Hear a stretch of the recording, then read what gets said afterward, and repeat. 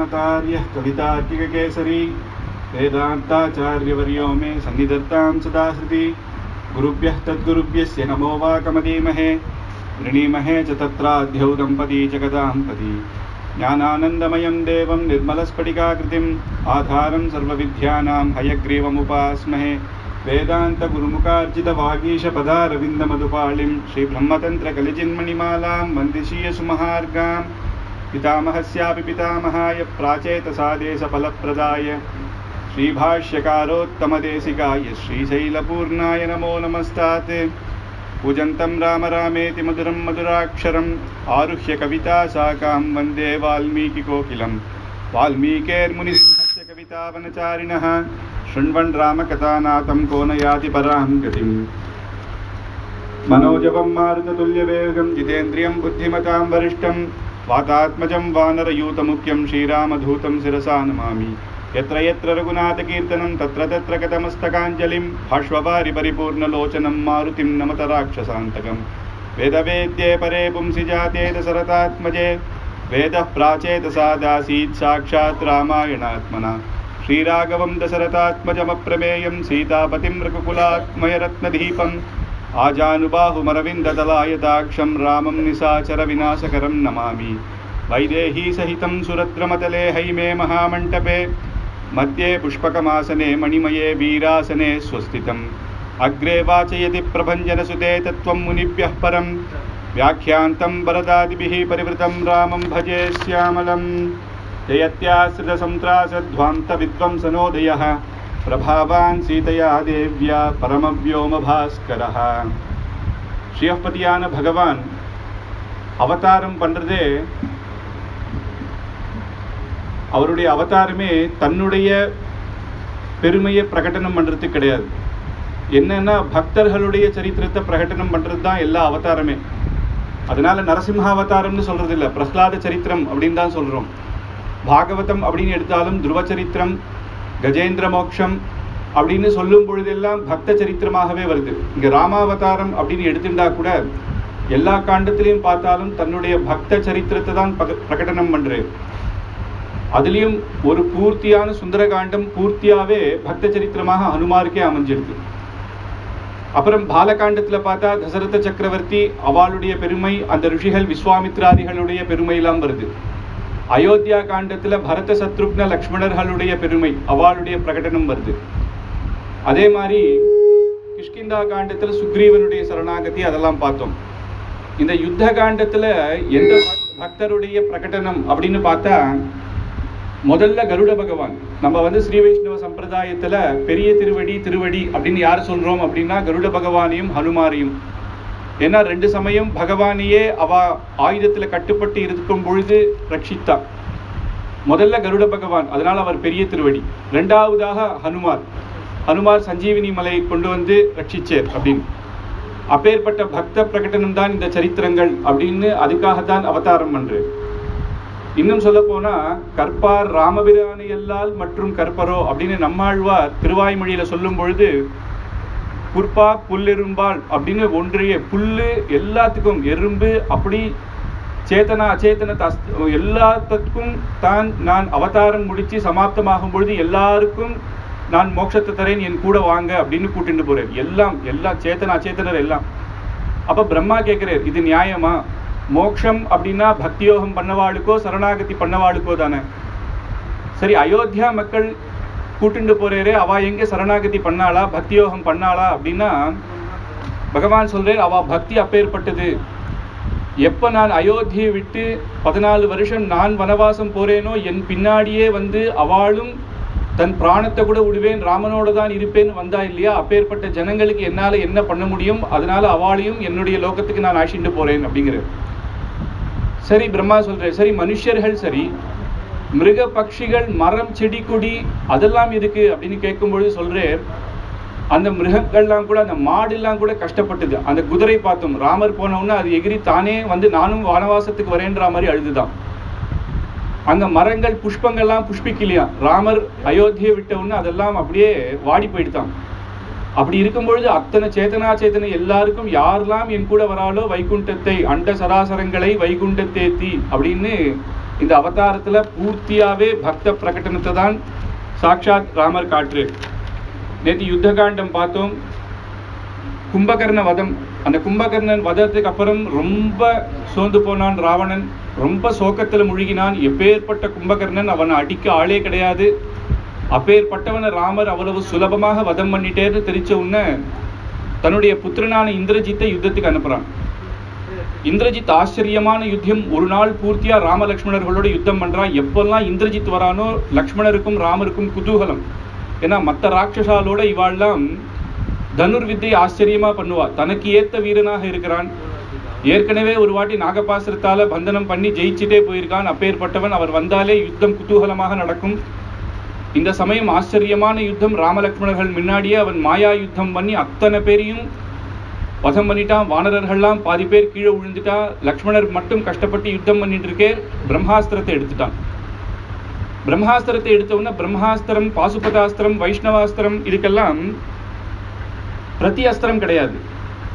அப்ப என்ன பண்றது? பிரம்மாஸ்திரத்தை எடுத்தோம்னா பிரம்மாஸ்திரத்துக்கு பிரதி அஸ்திரம் பிரம்மாஸ்திரமே தான். அப்ப லக்ஷ்மணரும் பிரம்மாஸ்திரத்தை எடுக்கிறார். ராமர் அது கூடாது அப்படிங்கிறார். லக்ஷ்மணா பண்ணாத, அடிவட்டாலும் நம்ம அடிபடலாம். ஏன்னா 2 பிரம்மாஸ்திரம் ஒரே சமயம் போட்டா அது படுநாசத்தை ஏற்படுத்தும். அது யுத்தம் முறையும் இல்லை. அதனால இந்த யுத்தத்துல இந்த மந்திரத்தை சம்பாதிச்சுக்கும் போதே எந்த யோக்கியத்தை பார்த்துதான் அந்தந்த அஸ்திரங்களை பெரியவா கொடுப்பா.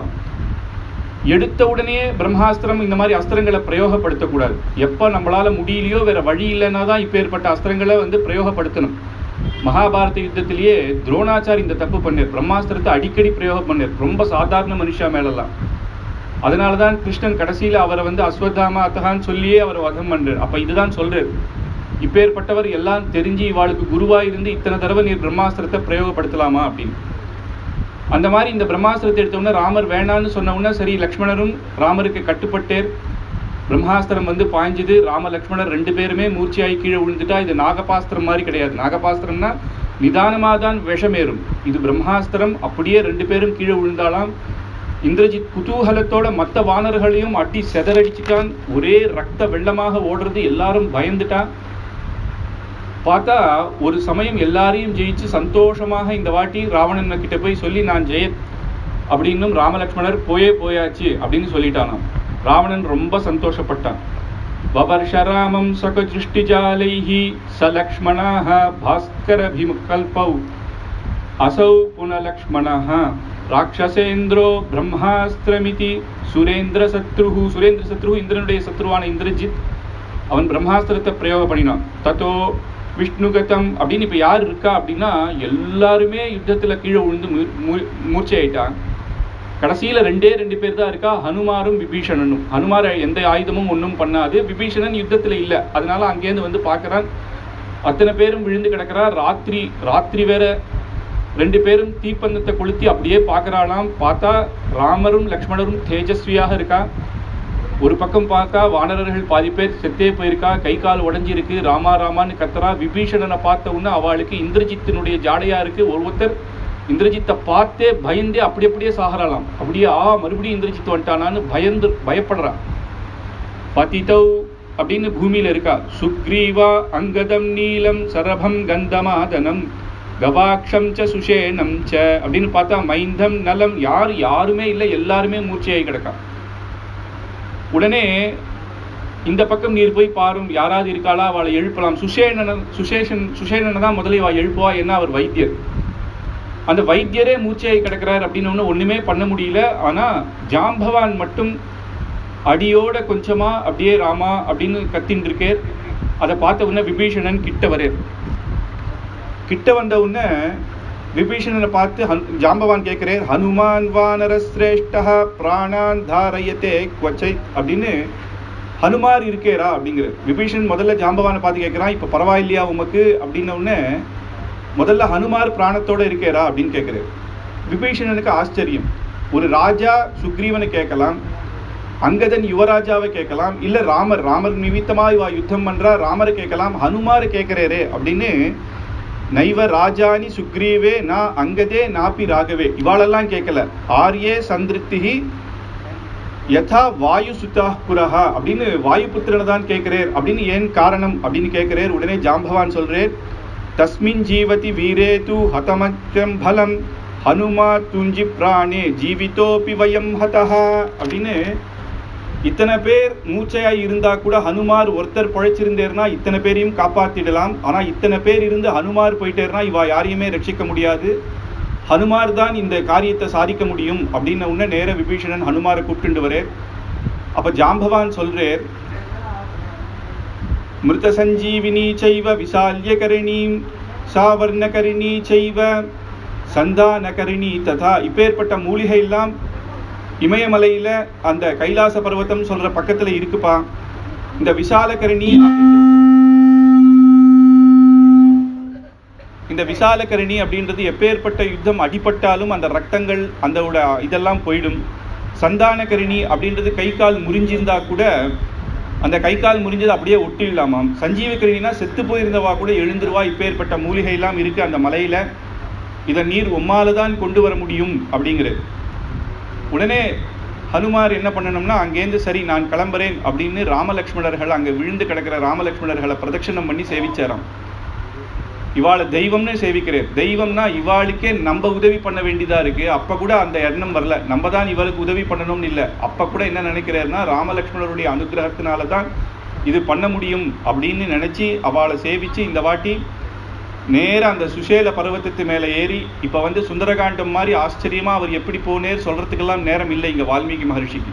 ஏன்னா இவ மூர்ச்சையை விழுந்து கிடக்கிறா, இவாளை உடனே ரட்சிக்கணும். ஒரே ஸ்லோகத்துல அப்பேற்பட்ட அந்த சுந்தரகாண்டத்தை எப்படி தாவி போனேரோ அந்த மாதிரி சபுச்சமுத்யம் புஜ புஜ புஜங்க கல்பம் அப்படின்னு பிருஷ்டம் சுணோ அப்படின்னு படாமா அப்படின்னு 2 கைகளை அப்படியே குனிஞ்சேர், காலை அப்படியே ஊண்டினேர், 2 கைகளை தூக்கினேர், ஜெய் சீதாராம் அப்படின்னு அந்த மலையை ஒரு உதைச்சேர். நேர இங்கேருந்து கிளம்பி உடனே வாயு வேகத்துல இந்த க்ஷணம் அந்த அவர் சொன்ன இடத்துல அந்த இமயமலை பக்கத்துல அங்க போய் அந்த சஞ்சீவி பர்வத்தத்துக்கிட்ட போய் போரேர். தேடுறேர் அந்த மூலிகைகள் அவர் கிடைக்கல.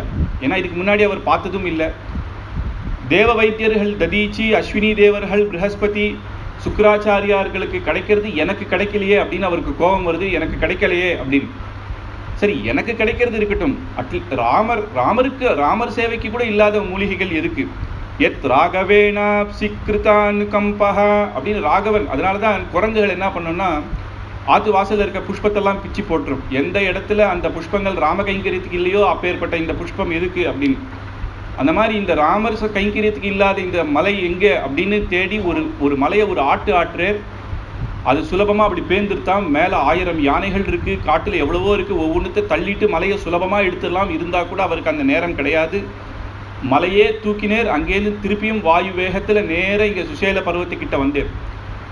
அந்த வாயு வேகத்துல வர அந்த காத்துலயே அந்த மருந்த மனுஷாளுக்கு தடவணுன்ற கூட அவசியம் இல்லையாம். வாயு பகவானுடைய காத்து வீசச்சியே அந்த மூலிகைகளுடைய வாசனையிலேயே ஒவ்வொரு வானரர்களும் எழுந்துடுறா. உடனே ராமலக்ஷ்மணர்கள் எழுந்துடுறா. எல்லாம் எழுந்து சந்தோஷம். சுக்ரீவ மகாராஜா எழுந்துடுறா. எல்லாம் ஜெயத்யதி பலோ ராமஹா லக்ஷ்மணஸ்ய மகாபலஹான்னு குதூகலமா குதிக்கிறா. இப்ப ஹனுமாருக்கு என்ன பண்றதுன்னே தெரியல. ஏன்னா பக்தர்கள் பாகவதாலோட இருந்து இங்க பஜனை பண்ணணுமா இல்லை இந்த மலையை திருப்பி கொண்டு போய் வைக்கணும். இது வந்து தேவர்களுக்கு உபயோகப்படுறது. வால்மீகி மகர்ஷி சொல்றேர், இங்கேயும் இருந்தேர் அங்கேயும் போய் மலையை வச்சுட்டும் வந்தேர் அப்படிங்கிறது. அப்படின்னா அந்த க்ஷணத்துல மலையை அப்படி வச்சுட்டு உடனே வந்துட்டேர்னு.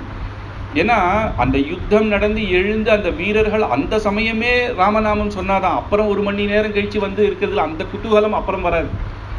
அந்த க்ஷணமே வந்துட்டேராம். அங்க வந்து ராமபஜனை பண்ணிட்டு எல்லாரும் இதுக்கு முன்னாடியும் கருட பகவான் வரும்பொழுது வரத்துக்கு முன்னாடி எல்லாருமே கஷ்டத்துல இருக்கச்ச ராமரை வந்து நீர் வந்து கிஷ்கிந்தை காஷிட்டு போ, நான் பார்த்துக்கிறேன்னு கர்ஜனை பண்ணது சுக்ரீவ மகாராஜா. யுத்தத்துல வந்து சோர்ந்து போகும்பொழுது யாராவது ஒருத்தர் இப்படி பேசணும். இப்பயும் கர்ஜனை பண்றேராம், எல்லாரும் தீப்பந்தத்தை கொளுத்துங்கோ. அன்னைக்கு ஒரு ஹனுமார் தான் லங்கைக்கு போனேர். அத்தனை பேரும் 4 பக்கமும் தீக்கொண்டு போய் இப்ப லங்கையை மொத்தம் மறுபடியும் கொளுத்துவோன்னு எல்லாரும் தீப்பந்தத்தை ஏற்றி 4 பக்கம் போயிட்டாராம். ரங்கநாதனுக்கு உற்சவம் நடக்கும் ஒரு நாள். சந்திரபிரபையில அத்தனை பேரும் தீப்பந்தத்தோட போவா. ஆச்சரியமான உற்சவம். அந்த தீப்பந்தத்து உள்ள அந்த சந்திரபிரபையில ரங்கநாதன் ஏழ்றிருக்க அழகே அப்பேற்பட்ட அழகு. அதுல மாதிரி ராகவனும் லக்ஷ்மணன் ராமலக்ஷ்மணர்கள் அந்த அத்தனை வானரர்கள் நடுவில் அவா சேவை சாதிக்கிறா. குதூகலமா எல்லாம் எழுந்தாச்சு. இத்தனை பேர் விழுந்தவா அத்தனை பேரும் கருட பகவான் வந்ததுக்கு அப்புறம் அடிபட்டு போனவா அத்தனை வானரர்களும் எழுந்துட்டா. அப்ப சஞ்சீவி மலை வந்ததே. ராட்சசர்கள் எத்தனை பேர் செத்து போனா அவெல்லாம் எழுந்துக்கலையா அப்படின்னு கேள்வி கேட்டா இந்த ராவணனுக்கு ஒரே அவமானமா, நிறைய ராட்சசர்கள் எண்ணக்கூடாது, இவா எண்ணிடக்கூடாது, எத்தனை பேர் போனான்னு தெரியாமல் அத்தனை பேர் ராத்திரியாக எடுத்து எல்லாரையும் ரெண்டா வெட்டி எல்லாத்தையும் சமுத்திரத்தில் போட்டுருவானோம். அதனால இவா பக்கத்தில் வந்து பார்த்தா நிறைய பேர் சாகாத மாதிரி இருக்கும். ஆனால் ராத்திரியாக இவன் எல்லாத்தையும் கிளப்புறதுனால அங்கே எதுவுமே ஆகலை அப்படின்னு. அதுக்கப்புறம் அந்த நாலாபுறமும் எல்லாரும் தீப்பந்தத்தை கொளுத்திட்டு வரும் பொழுது ராவணனே பயந்துட்டான். என்னடா இது இப்பேற்பட்டது, இப்போதான் ஒரு க்ஷணத்தில் சொன்னேர், ஆனால் திருப்பியும் இவர் போறேரே அப்படின்னு மறுபடியும் கம்பனன், நிகும்பன், மகார்ஷன் அப்படின்றவன் எல்லாரையும் யுத்தத்துக்கு நாலா பக்கமும் அனுப்பிச்சு அவளெல்லாம் கட்டுப்படுத்தி எப்படியா இருந்தாலும் உள்ளே விட்டா நம்ம காலி அப்படின்னு. மறுபடியும் இந்திரஜித்துக்கிட்டே போய் கேட்குறான், இந்திரஜித்து நீ என்ன 2 வாட்டியும் அடிச்சுட்டு வந்தியே, ஒன்றுமே ஆளையே திருப்பி எழுந்து வந்துடுறாளே அப்படின்னு. இந்திரஜித்து சொல்கிறான், பிரம்மாஸ்திரமே பிரயோகம் பண்ணியாச்சு, இதுக்கு மேலேயும் அவள் எழுந்தான்னா எனக்கே ஒன்றும் பண்ண முடியலை அப்படின்னு. என்ன சொல்கிறான்னா, இந்த வாட்டி நான் மாயா யுத்தம் பண்ண போகிறேன் அப்படின்னு நேர ராமரோட போய் யுத்தம் பண்ணுறானா. ஆச்சரியமான யுத்தம், இதுவே ஒரு 3 நாள் யுத்தம். அந்த யுத்தத்தில் என்ன பண்ணான், திடீர்னு ஆகாசத்தில் ஏறி யுத்தம் பண்ண ஆரம்பிச்சிட்டான். தேரில், ஆகாசத்தில். ராமருக்கு தேர் கிடையாது. ஆகாசத்திலேருந்து யுத்தம் பண்ணணும்னா மேலே பார்த்து அடிக்கணும், கழுத்து வலிக்கும். ஆனால் ராகவனும் அவ்வளவு ஆச்சரியமாக அவன் போடுற அஸ்திரத்துக்கெல்லாம் பிரதியஸ்திரம் போடுற, ஜெயிச்சிடுற. சரி, ஒரே பக்கம் இருந்தால் போராதுன்னு ஆகாசத்தை சுற்றி வட்டமிட்டு இவர் அடிக்கிறானாம். அதுக்கும் இவர் பிரத்தியாஸ்திரம் போடுறார். கடைசியில் அவன் தான் சொந்து போகிறான், ராமருக்கு ஒன்றுமே ஆலை. சரி, தேரை பார்த்து கண்டுபிடிச்சிடுறார் அப்படின்னு தேரையே மாயையே ஆக்கிட்டாராம். ஒன்றுமே தெரியாத சுத்துறானாம். அப்படியும் ராமர் யுத்தம் பண்ணுறேன். என்னன்னு பார்த்தா அந்த தேர் சக்கரத்தினுடைய சத்தம், ட்ருன்னு அந்த சத்தம் வருது இல்லையா, அந்த சத்தத்தை வச்சு ராமர் கண்டுபிடிச்சி இவன் எந்த பக்கம் இருக்கான்னு அடிக்கிறேன். உடனே பார்த்தான், சத்தத்தையும் மறைச்சிட்டான். அப்படி அவன் யுத்தம் பண்ணுறான். பான வருஷம் ஒன்றுமே தெரியாது, திடீர்னு பானம் வரும், அவ்வளோதான், அதுக்கு பிரத்தியஸ்திரம் போடணும். அப்படியும் ராமன் யுத்தம் பண்ண உடனே கடைசியில் ராமர் பிரம்மாஸ்திரத்தை எடுத்துகிட்டே ராமன் பயந்து ஓடி நேத்தி பார்த்தோம். அங்கே தான் மாயா சீத்தை அப்படின்னு இன்னொரு பக்கம் ஹனுமார் இருக்கிற இடத்து போய் மாயா சீத்தையை கொண்டு போய்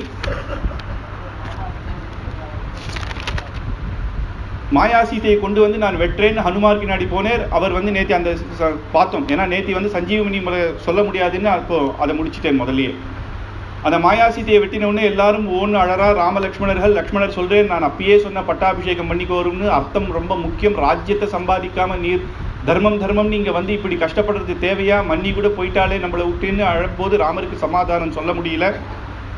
விபீஷணன் வந்து கண்டிப்பாக இருக்கவே இருக்காது. ராவணன் இந்திரஜித்துக்கிட்ட சீத்தை அப்படி கொடுத்துட மாட்டான், அவன் அசோகவனத்தை உள்ளேயே விடமாட்டான் இந்திரஜித்தன்னு சொன்ன உடனே அவெல்லாம் கொஞ்சம் சந்தோஷப்பட்டாலாம். இவனுக்கு ஆயுதம் ஆயிடுத்து, அதுக்கு பயந்து தான் அவன் இதை பண்ணுறான்.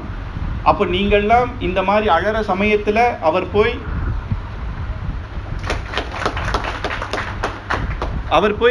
பானங்களை சம்பாதிச்சுட்டு வருவான் அப்படின்னு யாகம் பண்ணி. ஏன்னா அவன் ராமலட்சுமணர்கள் மாதிரி அவளுக்கு அக்ஷர தூணி இல்லை, அத்தனை ஆயுதங்களும் வரத்துக்கு. அதனால நிகும்பிலான்ற இடத்துல போய் தான் இவன் அந்த யஜ்யம் பண்ணுவான் அப்படின்னு விபீஷணன் எல்லா ரகசியத்தையும் சொல்லிட்டார். உடனே லக்ஷ்மணர் வந்து, அண்ணா நான் யுத்தம் பண்ணுறேன் இந்திரஜித்தோட இந்த வாட்டின் பேர். ராமர் சந்தோஷமா லக்ஷ்மணரை அனுப்புகிறார். யுத்தத்துக்கு நிகும்பிலா இடத்துக்கு இவா போறா. வெறும் ஹனுமார், ஜாம்பவான், அங்கதர் சில பேர் மட்டும்தான் போறான் அந்த யுத்தத்துக்கு.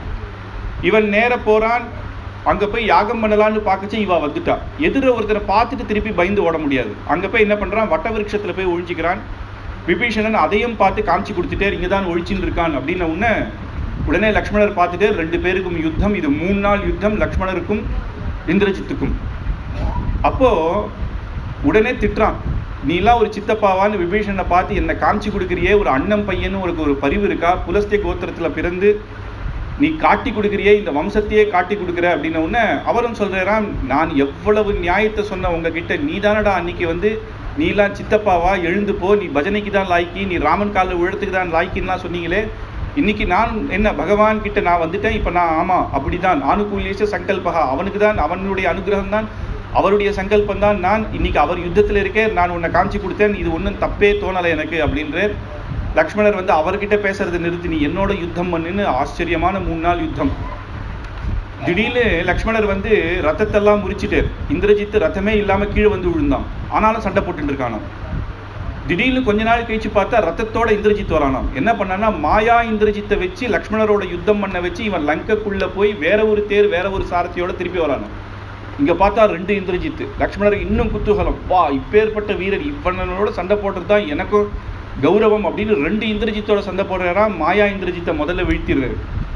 அதுக்கப்புறம் இந்த இந்திரஜித்தோட சண்டை போட்டு இவனை வந்து பிரம்மாஸ்திரமோ பாசுபதாஸ்திரம் இந்த மாதிரி அஸ்திரங்களை எடுத்து இவனை வதம் பண்ணக்கூடாது. இந்திரஜித்துன்னு இவன் என்ன சொல்லியிருந்தான், இந்திரனை ஜெயிச்சவன்னு ஐந்திராஸ்திரம் எடுக்கிறார்.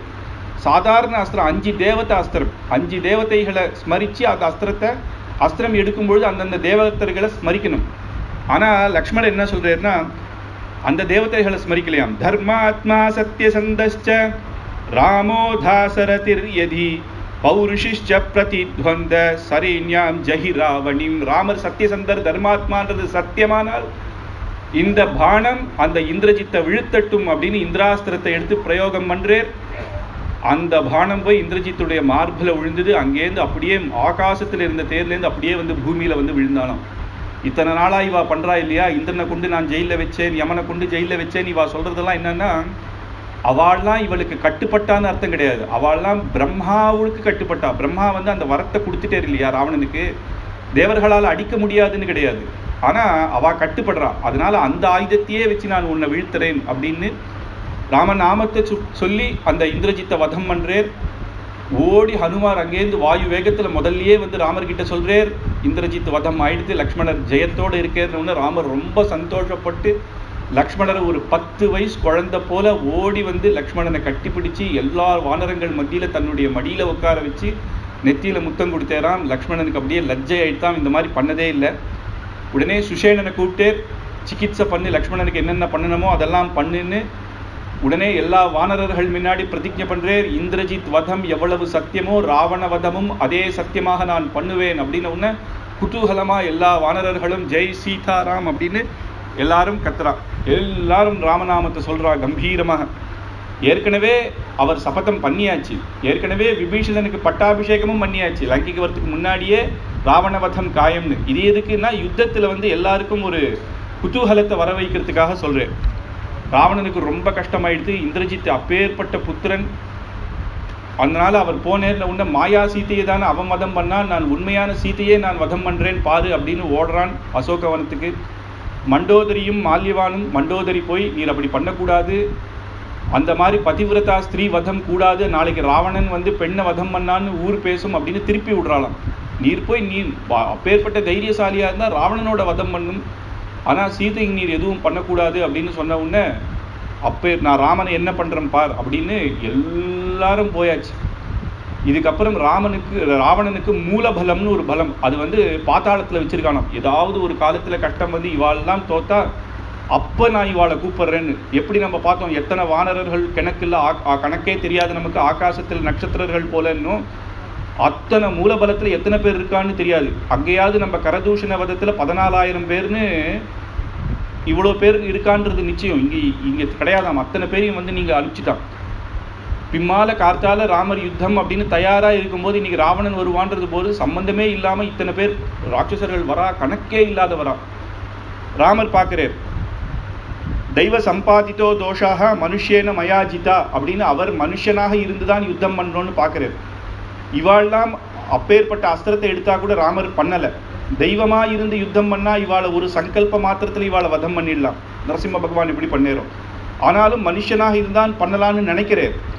இப்பயே 1 மாசம் யுத்தம் ஆயிடுத்து. இனிமேல் ராமராவண யுத்தம் அதுவே 15 நாள் யுத்தம். ராவணன் அடிக்கிறதுக்கு இன்னும் எத்தனை நாள் தேவையோ.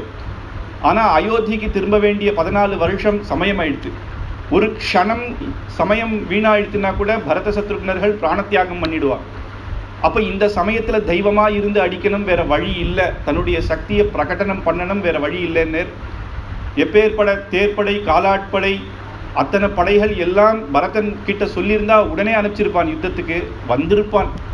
ஆனா கூட அதெல்லாம் எதுவும் வேணான். ராவணனுக்கு இந்த குரங்கு படை போதும்னு கூட்டிட்டு வந்தேர். இப்ப சொல்றேர் அவளும் வேணாம், நீங்க யாரும் வராதிங்க, லக்ஷ்மணா நீயும் இங்கே இரு, நான் ஒருத்தனே பார்த்துக்கிறேன்னு தானே யுத்தத்துக்கு போறேராம். ஆச்சரியமான யுத்தம். தேது ராம சஹஸ்ராணி, திடீர்னு 1000 ராமர், திடீர்னு 1 ராமர், திடீர்னு யுத்தத்தை ஆரம்பிச்சுட்டே சரம் மாதிரியாக மழை பெய்யற மாதிரி பானங்கள் வந்து குத்துறது. ஒரு பானம் தான் எடுக்கிறேர், 4 கோக்கிறேர், அது 100 போறது, 1000 பேரை குத்துறது. திடீர்னு ராட்சசர்களாமே ஒருத்தரை பார்த்து ஒரு மகம் பார்க்கறா, ராமர் மாதிரி தெரியுது. இவா நீதாண்டா ராமன், இவன் அடிக்கிறான், அவன் நீதாண்டா ராமன் அப்படின்னு அடிக்கிறான்.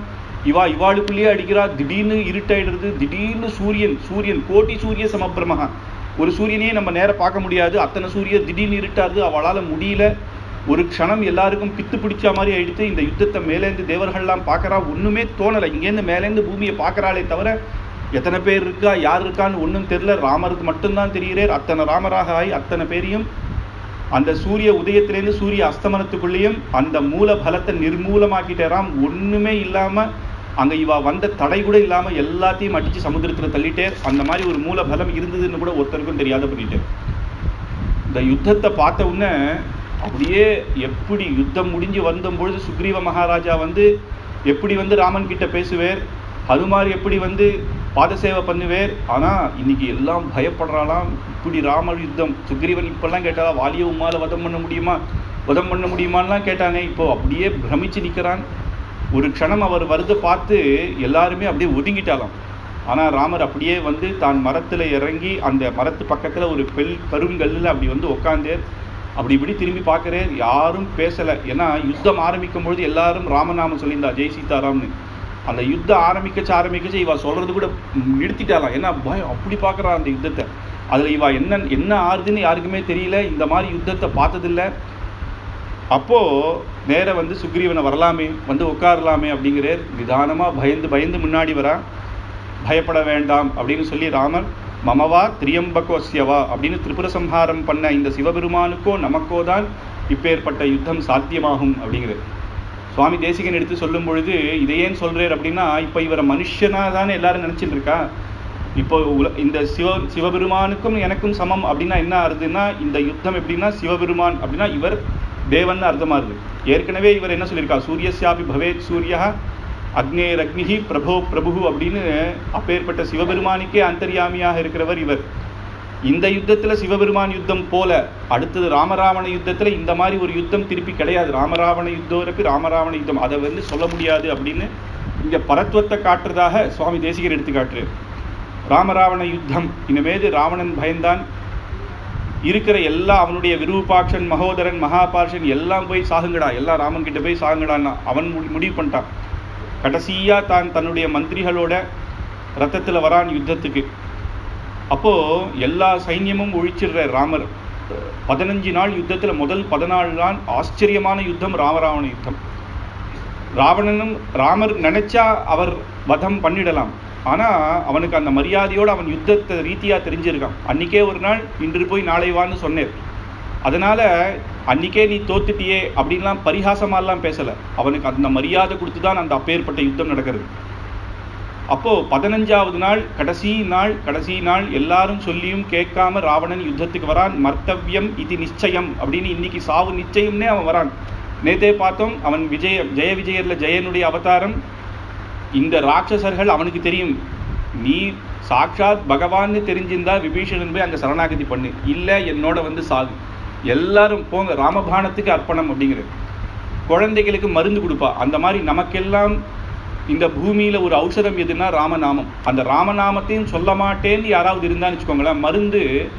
மருந்து டாக்டர் மருந்து சாப்பிடலன்னா என்ன பண்ணுவா, ஊசியில் மருந்து கொடுத்து குத்துவா, வேறு வழி இல்லை. அந்த மாதிரி தான் ராமபாணமா. ராமன் என்ன பண்ணுறார், கடைசி வரைக்கும் ராமபாணம் சொல்லலைன்னா ராம்னு எழுதி அந்த ஊசியில் அவர் எல்லாருக்கும் ராமபாணத்தினால போனவருக்கு எல்லாருக்குமே உயர்ந்த கதி கடைசியில். அதனாலேயாவது அப்படியாவது இவாள்லாம் போய் சேரட்டும் அப்படின்றது தான் இந்த யுத்தமே. 15வது நாள் யுத்தத்தில் தான் இந்திரனுக்கு ஞாபகம் வருதான், பாவம் ராமர் ஹனுமார் மேலே இருந்து இத்தனை யுத்தம் பண்ணிட்டு இருக்கேரே, ராவணனோ தேரில் இருந்து யுத்தம் பண்ணுறானே, அதனால் நான் என்னுடைய தேரை கொடுக்குறேன் அப்படின்னு இந்திர விமானத்தை கொடுத்தானாம். ஆச்சரியமான தேர் அது. தேஜ புஞ்சரத திவ்ய அரூபா அப்படின்னு ஹர்ச்சித கோசலபுர பூபா அப்படின்னு இந்திர விமானமே தேஜஸ்ன்னா, இத்தனை நாள் இந்திரன் உட்கார்ந்ததோட ராமன் வந்தவுன்னு இன்னும் தேஜஸ் அதிகமாக இருந்தான். அதுன்னா அப்பேற்பட்ட வசதியானவர் வந்தவுன்னா இன்னும் அந்த தேருக்கு அழக வந்திருக்கு. அங்கே மாத்திலி அப்படின்றவன் இந்திரனுடைய சாரதி. அவன் ராவண சாரதிக்கு தெரியும், இவாளுக்கு பரிச்சயம் இருக்கு, ஏற்கனவே இந்திரனும் ராவணனும் யுத்தம் பண்ணியிருக்கான். அந்த சாரதிக்கு இந்த சாரதியை தெரியும். மாத்திலி நினைக்கிறானாம், பார்த்து எப்பயுமே நான் தான் திரும்பி போவேன் ரத்தத்தை விட்டு. இன்னைக்கு இந்திரன் இல்லை யுத்தம் பண்ணுறது, இந்திராதிகளுக்கெல்லாம் இந்திரன், தேவேந்திரன் தான் இவர். தேவனுக்கு இந்திரன், மிருகேந்திரன், நரேந்திரன் இல்லை, இந்திராதிகளுக்கு இந்திரனான சர்வேஸ்வரன். இப்போ யுத்தம், இன்னைக்கு ராவணா நீ தான் திருப்பி போறேன்ட்டு அந்த அவனுடைய சாரதியை பார்த்து இவன் பார்க்குறானா. இந்த குதிரைகள் அந்த குதிரைகளுக்கு பார்த்து பரிச்சயமாம். அப்படி 2 தேர்லையும் ஆகாசத்தில் ஆச்சரியமான யுத்தம். தேவர்கள்லாம் பார்க்குறான்.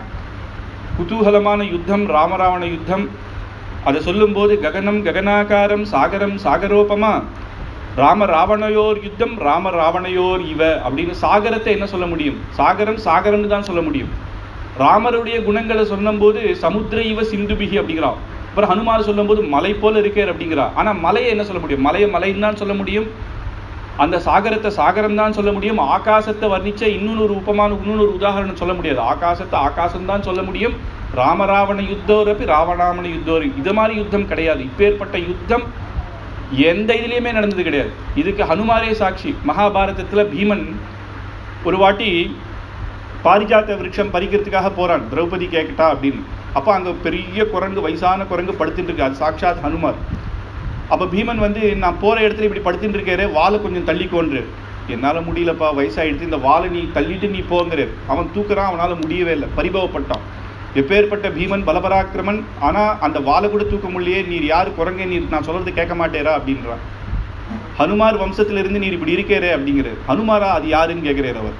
ஹனுமார் தெரியாத ஒரு வானரர் இருக்க முடியுமா அப்படின்னு தசரத சக்கரவர்த்தியுடைய குமாரன்னு ராமாயண கதையெல்லாம் சொல்றார். அவர் சந்தோஷமா கேட்கிறார், ஆஹா ஹனுமார் வந்தேரா, ராமர் சேவிச்சேரா, சீதையை பார்த்தேரான்னு ஒன்றும் தெரியாத முதல் தடவை ஒரு குழந்தை எப்படி கதை கேட்குமோ அந்த வயசானவர் அத்தனை கதையும் கேட்டு பீமனுக்கு சந்தோஷப்பட்டு, பீமா இப்பேற்பட்ட கதையை சொன்னியே நீ, ரொம்ப ஆச்சரியம் அப்படின்றார். கடைசியில் பீமன் கேட்டார், நீர் யார் சுவாமின்னா? இப்போ இத்தனை நாய் சரித்திரம் சொல்லியிருந்தியா, அதில் ஹனுமார்னு ஒருத்தர் சொன்னியா, அவர் தான் நான் அப்படின்னானா. அப்படியே பீமன் காலில் விழுந்தான். இவரும் பீமனும் வாயுதேவனுடைய அம்சம். உடனே சொல்றாராம், நாங்கள் இந்த மாதிரி யுத்தத்தில் இருக்கோம், இப்போ யுத்தம் தர்ம யுத்தம் நடக்க போகிறது, பாண்டவர்களுக்கும் கௌரவர்களுக்கும் நீர் வந்து எமக்கு அனுகிரகம் பண்ணி எங்கள் பக்கத்தில் இருக்கணும்னுறான். ராமராவண யுத்தத்தை பார்த்து நீங்கள் சின்ன பசங்க உங்கள் சண்டையில் என்ன வர சொல்றியா, நான் வரவே மாட்டேன்ட்டுறான். நீர் அப்படி சொல்லக்கூடாது சுவாமி, உங்களுடைய அனுகிரகம் இல்லாமல் எங்களால் யுத்தம் பண்ண முடியாது.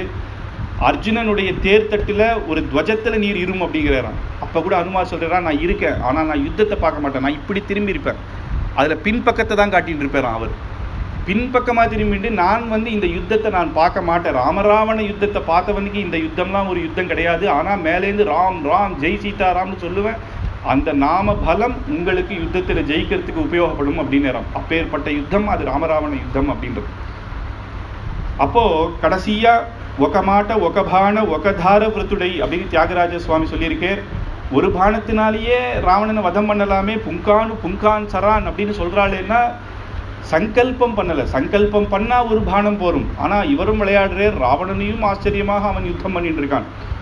அப்படியே யுத்தம் போயிட்டே இருக்கும்பொழுது ஒரு இடத்துல ராவணன் மூர்ச்சையாகி கீழே விழுந்துடுறானாம். அவனுடைய சாரதி தேரை திருப்பிட்டு பின்னாடி போயிட்டான்.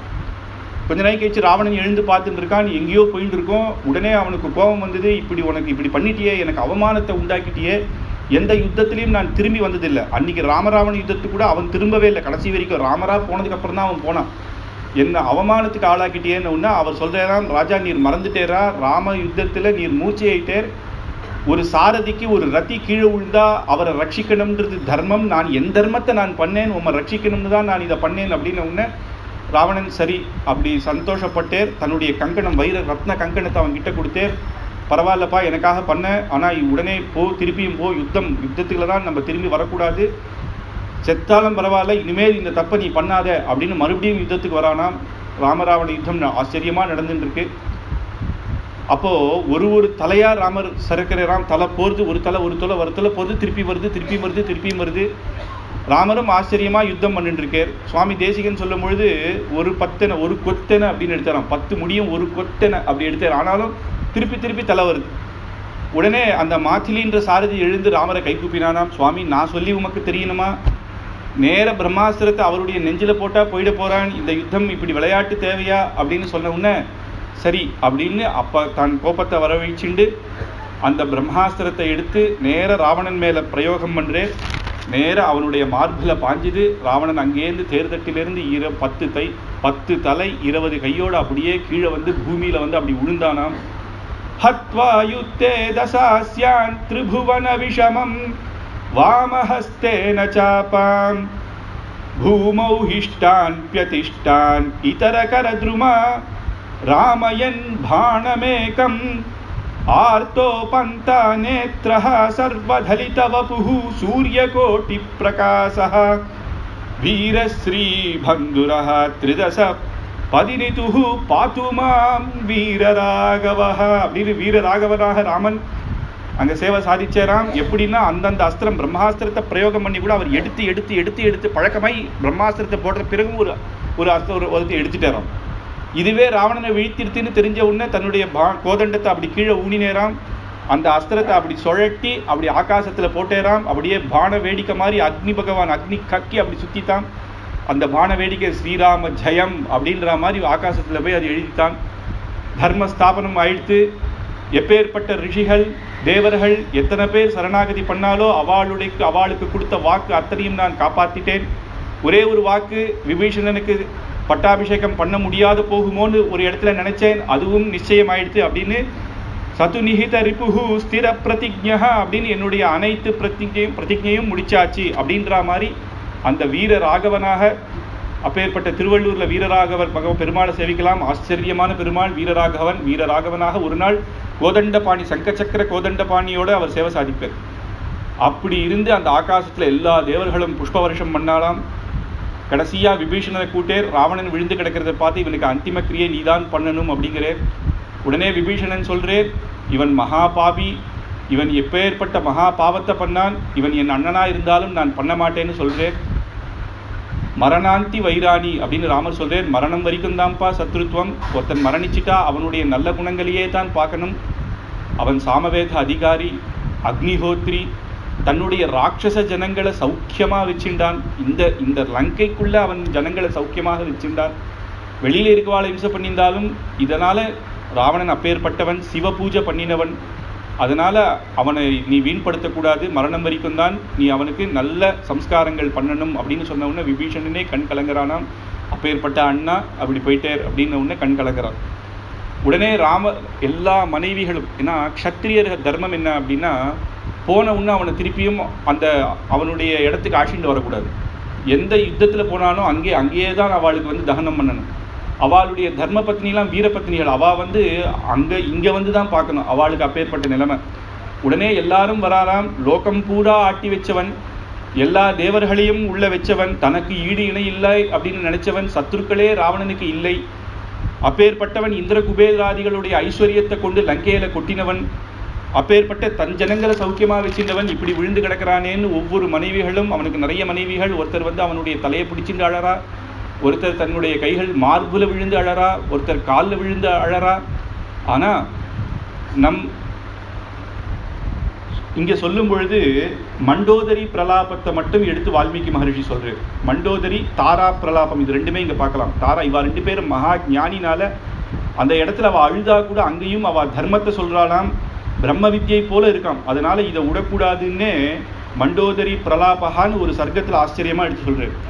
மண்டோதரி ராவணனை பார்த்து மத்தவா அழறா மாதிரி அழல. அவ மொத்தம் அப்படி மேலேந்து கீழே வரைக்கும் அந்த ராவணனை பார்த்து, நான் அப்பவே சொன்னேனே பதிவிரதா சீத்தை முன்னாடி உம்மால நிக்க கூட முடியாதுன்னு. பதிவிரதையுடைய பலம் ஒரு பதிவிரதைக்கு தான் தெரியும். நீர் இந்த தப்பு பண்ணியிருக்க கூடாது. எப்பேற்பட்ட தேவர்களெல்லாம் யுத்தத்துல நீர் ஜெயிச்சவர், ஆனா பதிவிரத கிட்ட உமக்கு ஒண்ணுமே பண்ண முடியாம ஆயிடுச்சே. அதனால பாபம் செய்தவன் கஷ்டப்படுவான்னோ, தர்மம் செய்து நல்லபடியா இருக்கிறவன் புண்ணியமா சுகத்தை அனுபவிப்பானோ சாஸ்திர ரீதி. அதனால நீர் இத்தனை நாளாக ஆச்சரியமா பாபங்களே பண்ணிந்தேர், இன்னைக்கு இந்த நிலைமை உமக்கு. ஆனா உம்முடைய தம்பியான விபீஷணனரோ பகவான் இந்த சரணாகதி பண்ணி இன்னைக்கு ராஜ்யம் ஆள போகிறார். தர்மாத்மா அவர். ஆனா அவரை நினைச்சு எனக்கு கஷ்டம் இல்லை, சந்தோஷம்தான்.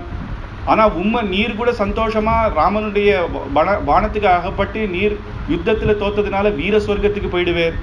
நான் தான் அசுரனோட பெண் என்றும் ராட்சசராஜனுடைய மனைவி என்றும் இந்திரஜித்தனுடைய அம்மா என்றும் அகங்காரத்துல இருந்தேன். ஆனா இப்ப தெய்வம் என்ன சோதனை பண்ணிடுதே. பிதா தானவராஜோ மே பர்த்தா மே ராட்சசேஸ்வரஹ புத்ரோ மே சக்ர நிர்ஜித்தா இத்யேவம் கவிதாமிருதம். இப்பேற்பட்ட நான் தான் அனாதையாக ஆயிட்டேன். எவ்வளவோ எடுத்து சொன்னேன். அப்படின்னும் உம்மை யார் அடிச்சா? எந்த தேவன் உம்மால் அடிக்க முடியும்? தேவேந்திரன், சூரியன், யமன் இவாள்லாமே நம்பாத்துல லங்கையில ஜெயில இருந்தாலே, இவாளை உம்மை அடிச்சிருப்பாளா? எந்த தேவன்? அதுவும் ஒரு மனுஷன் அடிச்சான்னு சொல்றாளே, அந்த மனுஷன் யார்? அந்த மனுஷன் யார் அப்படின்னு மார்புல அப்படியே விழுந்து அழுத அந்த மண்டோதரி அப்படியே திரும்பி அந்த மனுஷன் யார் அப்படின்னு திரும்புறாளாம். ராமன் ஒரு க்ஷணம் நினைச்சாராம், ஒரு பதிவிரத்தை காப்பாற்ற இன்னொரு பிரதிவிரத்தைக்கு இப்பேற்பட்ட கஷ்டத்தை நான் கொடுத்துட்டேனே அப்படின்னு. இந்த ராமாயணம் பூர்த்தியாக எங்கேயுமே இப்பேற்பட்ட சேவையை யாருக்குமே கொடுக்கல. ராமர் அவதாரம் முன்னாடி தான் தேவர்களுக்கு சங்கச்சக்கரனாக வந்தேர். ஆனால் மண்டோதரிக்கு இப்பேற்பட்ட தரிசனத்தை கொடுக்கணும் அப்படின்னு வியக்தோன்மேஷ மகாயோகி பரமாத்மா சனாதனஹ தமசः பரமோதாதா சங்கச்சக்ர கதாதரஹ ஸ்ரீவத்சவத்சஹ நித்யஸ்ரீ அஜேயஹ சாஸ்வதோ த்ருவஹ அப்படின்னு ராகவன் எப்படி சேவர்னா தன்னுடைய வக்ஷஸ்தலத்துல மகாலட்சுமியை காட்டிண்டு சங்கச்சக்கர கதாதரனாக வில்லோட அப்படி சேவை சாதிக்கிறாராம். அங்கேயே சொல்றாளாம், இவர் நரனா, இவர் பரமாத்மாவாச்சே, வியக்தோன்மேஷா மகாயோகி பரமாத்மா. இதை வச்சே தெரியலையா நித்யஸ்ரீ அப்படின்னு, நித்யஸ்ரீ அந்த அனபாயினி அகலகில்லே நிறையும் என்று அலர்மேல் மங்கை உரைமார்பான்னு பிரியாதவன். ராமாயணம் ஆரம்பிக்கச்ச மானிஷாத பிரதிஷ்டாத்துவான்னு திருவேங்கடமுடியான் மங்களாசாசனம். இங்கேயும் வக்ஷஸ்தலத்தில் மகாலட்சுமின்னா திருவேங்கடமுடியானுடைய இதோட இந்த ராவண யுத்தம் முடியாது. அப்பேற்பட்ட பிரிக்க முடியாத தாயார், இப்பேற்பட்டவன் ராவணா நீ பிரிச்சுட்டேன்னு நினச்சி கூட்டிட்டு வந்தியே அப்படின்னு அந்த பரம்பொருளான பரமாத்மா தாயாரும் பெருமாளுமாக சேர்த்துதானே இவாளை நீ பிரிக்க பார்த்தியே. அதனால தான் உனக்கு நீ யார் சொல்லியும் கேட்கலையே.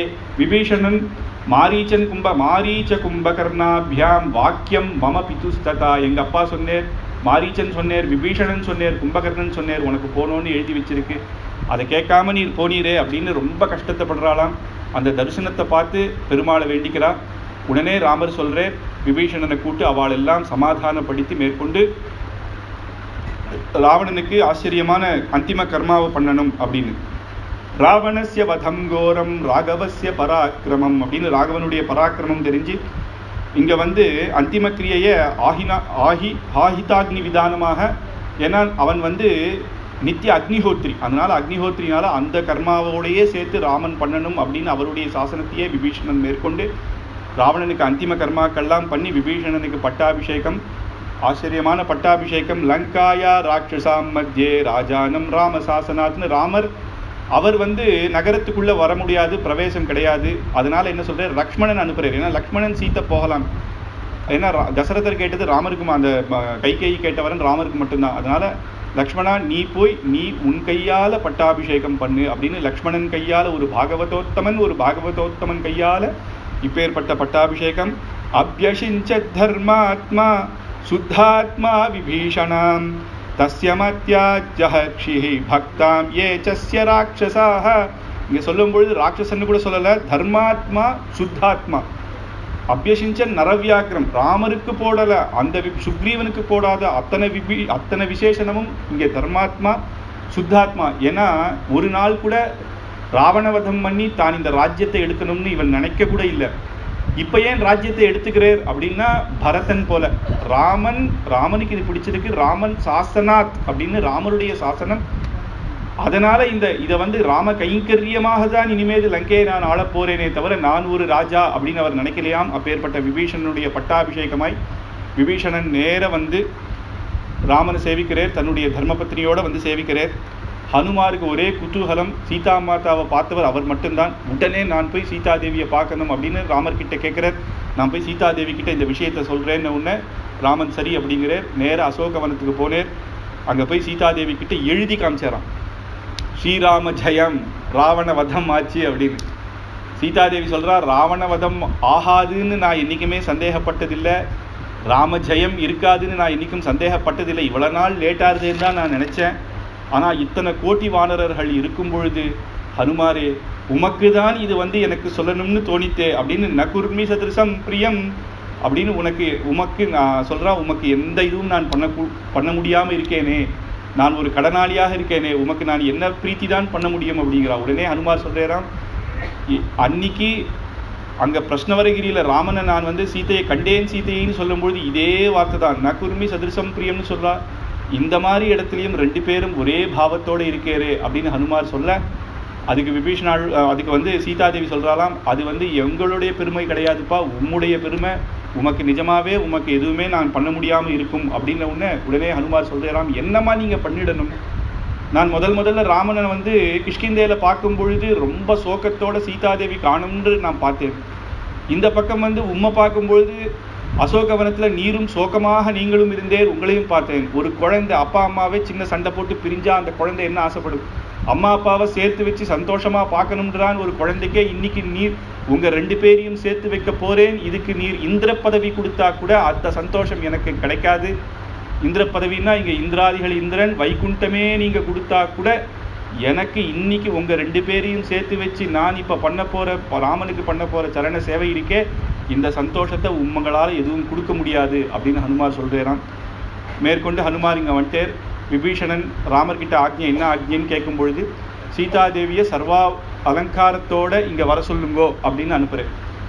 உடனே விபீஷணன் தன்னுடைய தர்மபத்னி அனுப்புறேன். தர்மபத்னி போய் சீதாதேவி தான் ராணியா இருந்தா கூட சீதாதேவியை சேவிச்சு உடனே நீங்க வந்து ராமன் சபைக்கு வரணும்னும் இப்படி வரக்கூடாது, அலங்காரத்தோட வரணும் அப்படின்னு ஒன்று சீதாதேவி வந்து முதல்ல சொல்றாளாம். இல்லை, நான் எப்படி அன்னைக்கு ராமனை பிரிஞ்சுட்டு வந்தேனோ அதே இப்படியே தான் நான் வருவேன்னு ஒன்று, அப்படி கிடையாது, ராமனுடைய சாசனம் அலங்காரத்தோட தான் வரணும் அப்படின்னு ஒன்று. உடனே அதுதான் ராமருக்கு பிரியம்னா நான் அப்படி பண்றேன்னு விபீஷனுடைய தர்மபத்னியை வேற ஒருத்தர்கிட்ட சொல்லாம தானே மங்களஸ்நானம்லாம் பண்ணி வச்சு அற்புதமான வஸ்திராபரணங்கள்லாம் பண்ணி அலங்காரங்கள்லாம் பண்ணி 3 பல்லாக்கில் கூட்டிட்டு வராலாம். இங்க ராம சபையில அத்தனை கோடி வானரர்கள், ஒரு பக்கம் ராட்சசர்கள், இப்ப இருக்கிற ராட்சசர்கள் வேற, இனிமே ராட்சசர்கள்னு சொல்லக்கூடாது, விபீஷனுடைய தூதர்கள் அவர்கள்லாம் எல்லாரும் அங்க பார்த்துட்டு இருக்கா. எந்த தேவியினுடைய நிமித்தமாக இந்த யுத்தம் நடந்ததோ எல்லாருக்கும் சந்தோஷம் இல்லையா, அப்பேற்பட்ட தேவியை பார்க்கணும்னு. ஆனா பல்லக்கில் வரதை பார்த்து ஒவ்வொருத்தர் அப்படி எகிரி எகிரி பார்க்கறாளாம். ராமன் அதை பார்த்தேர், ஆஹா இவாள்லாம் மாதாவை சேவிக்கணும்னு ஆசைப்படுறா, இப்படி இருக்கச்ச நம்ம 3 பல்லாக்கில் வரக்கூடாதுன்னு விபீஷணரை கூட்டேர்.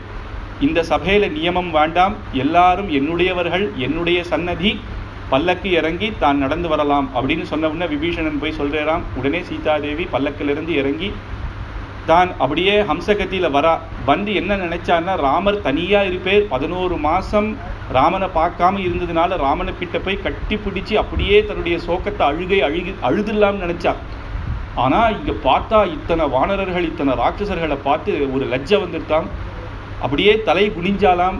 என்னதான் இருந்தாலும் லோக அப்பவாதம் இருக்கும் இல்லையா, இத்தனை மாசம் 11 மாசம் ராவணனுடைய லங்கையில இருந்தாலே அப்படின்னு மக்கள் என்ன நினைப்பாளோ அப்படின்னு லஜ்ஜப்பட்டாலாம். அந்த துணியை மேலே போத்திண்டு வந்தாலாம். அதை பார்த்த உடனே ராமருக்கு ஏன் இப்படி வரா, சீதை எப்பேற்பட்டவள் தபஸ்வின்னு எனக்கு தெரியுமே, தலை நிமிர்ந்து இவள் பண்ண தபஸ் எப்படி ஹனுமாருக்கு தெரியும், விபீஷணனுக்கு தெரியும், அப்படி நேர தலை நிமிர்ந்து வரவானாமா. இங்க இருக்கிறதோ விஜாத்தியர்கள், இங்க இருக்கிறதோ வானரர்களும் ராட்சசிகளும். நாளைக்கு அயோத்தியில வந்தா சஜாத்தியர்கள் மனுஷர்கள்லாம் இருப்பா. அங்க பட்டாபிஷேகத்திலையும் இப்படி இருந்தா நல்லாவா இருக்கும்? அப்ப அதனால இந்த லோகத்துக்கு லோக அபவாதம், சீதைக்கு அந்த பயம் போகணும் அப்படின்னு ராமர் இங்க ஒரு நாடகமாக கோபம் வந்தா மாதிரி இருக்கிறான். பார்க்கலையாம், சீதை வந்த உடனே பார்க்கலையாம். சீதாதேவி வந்த உடனே ராமர் உடனே பேச ஆரம்பிச்சேராம்.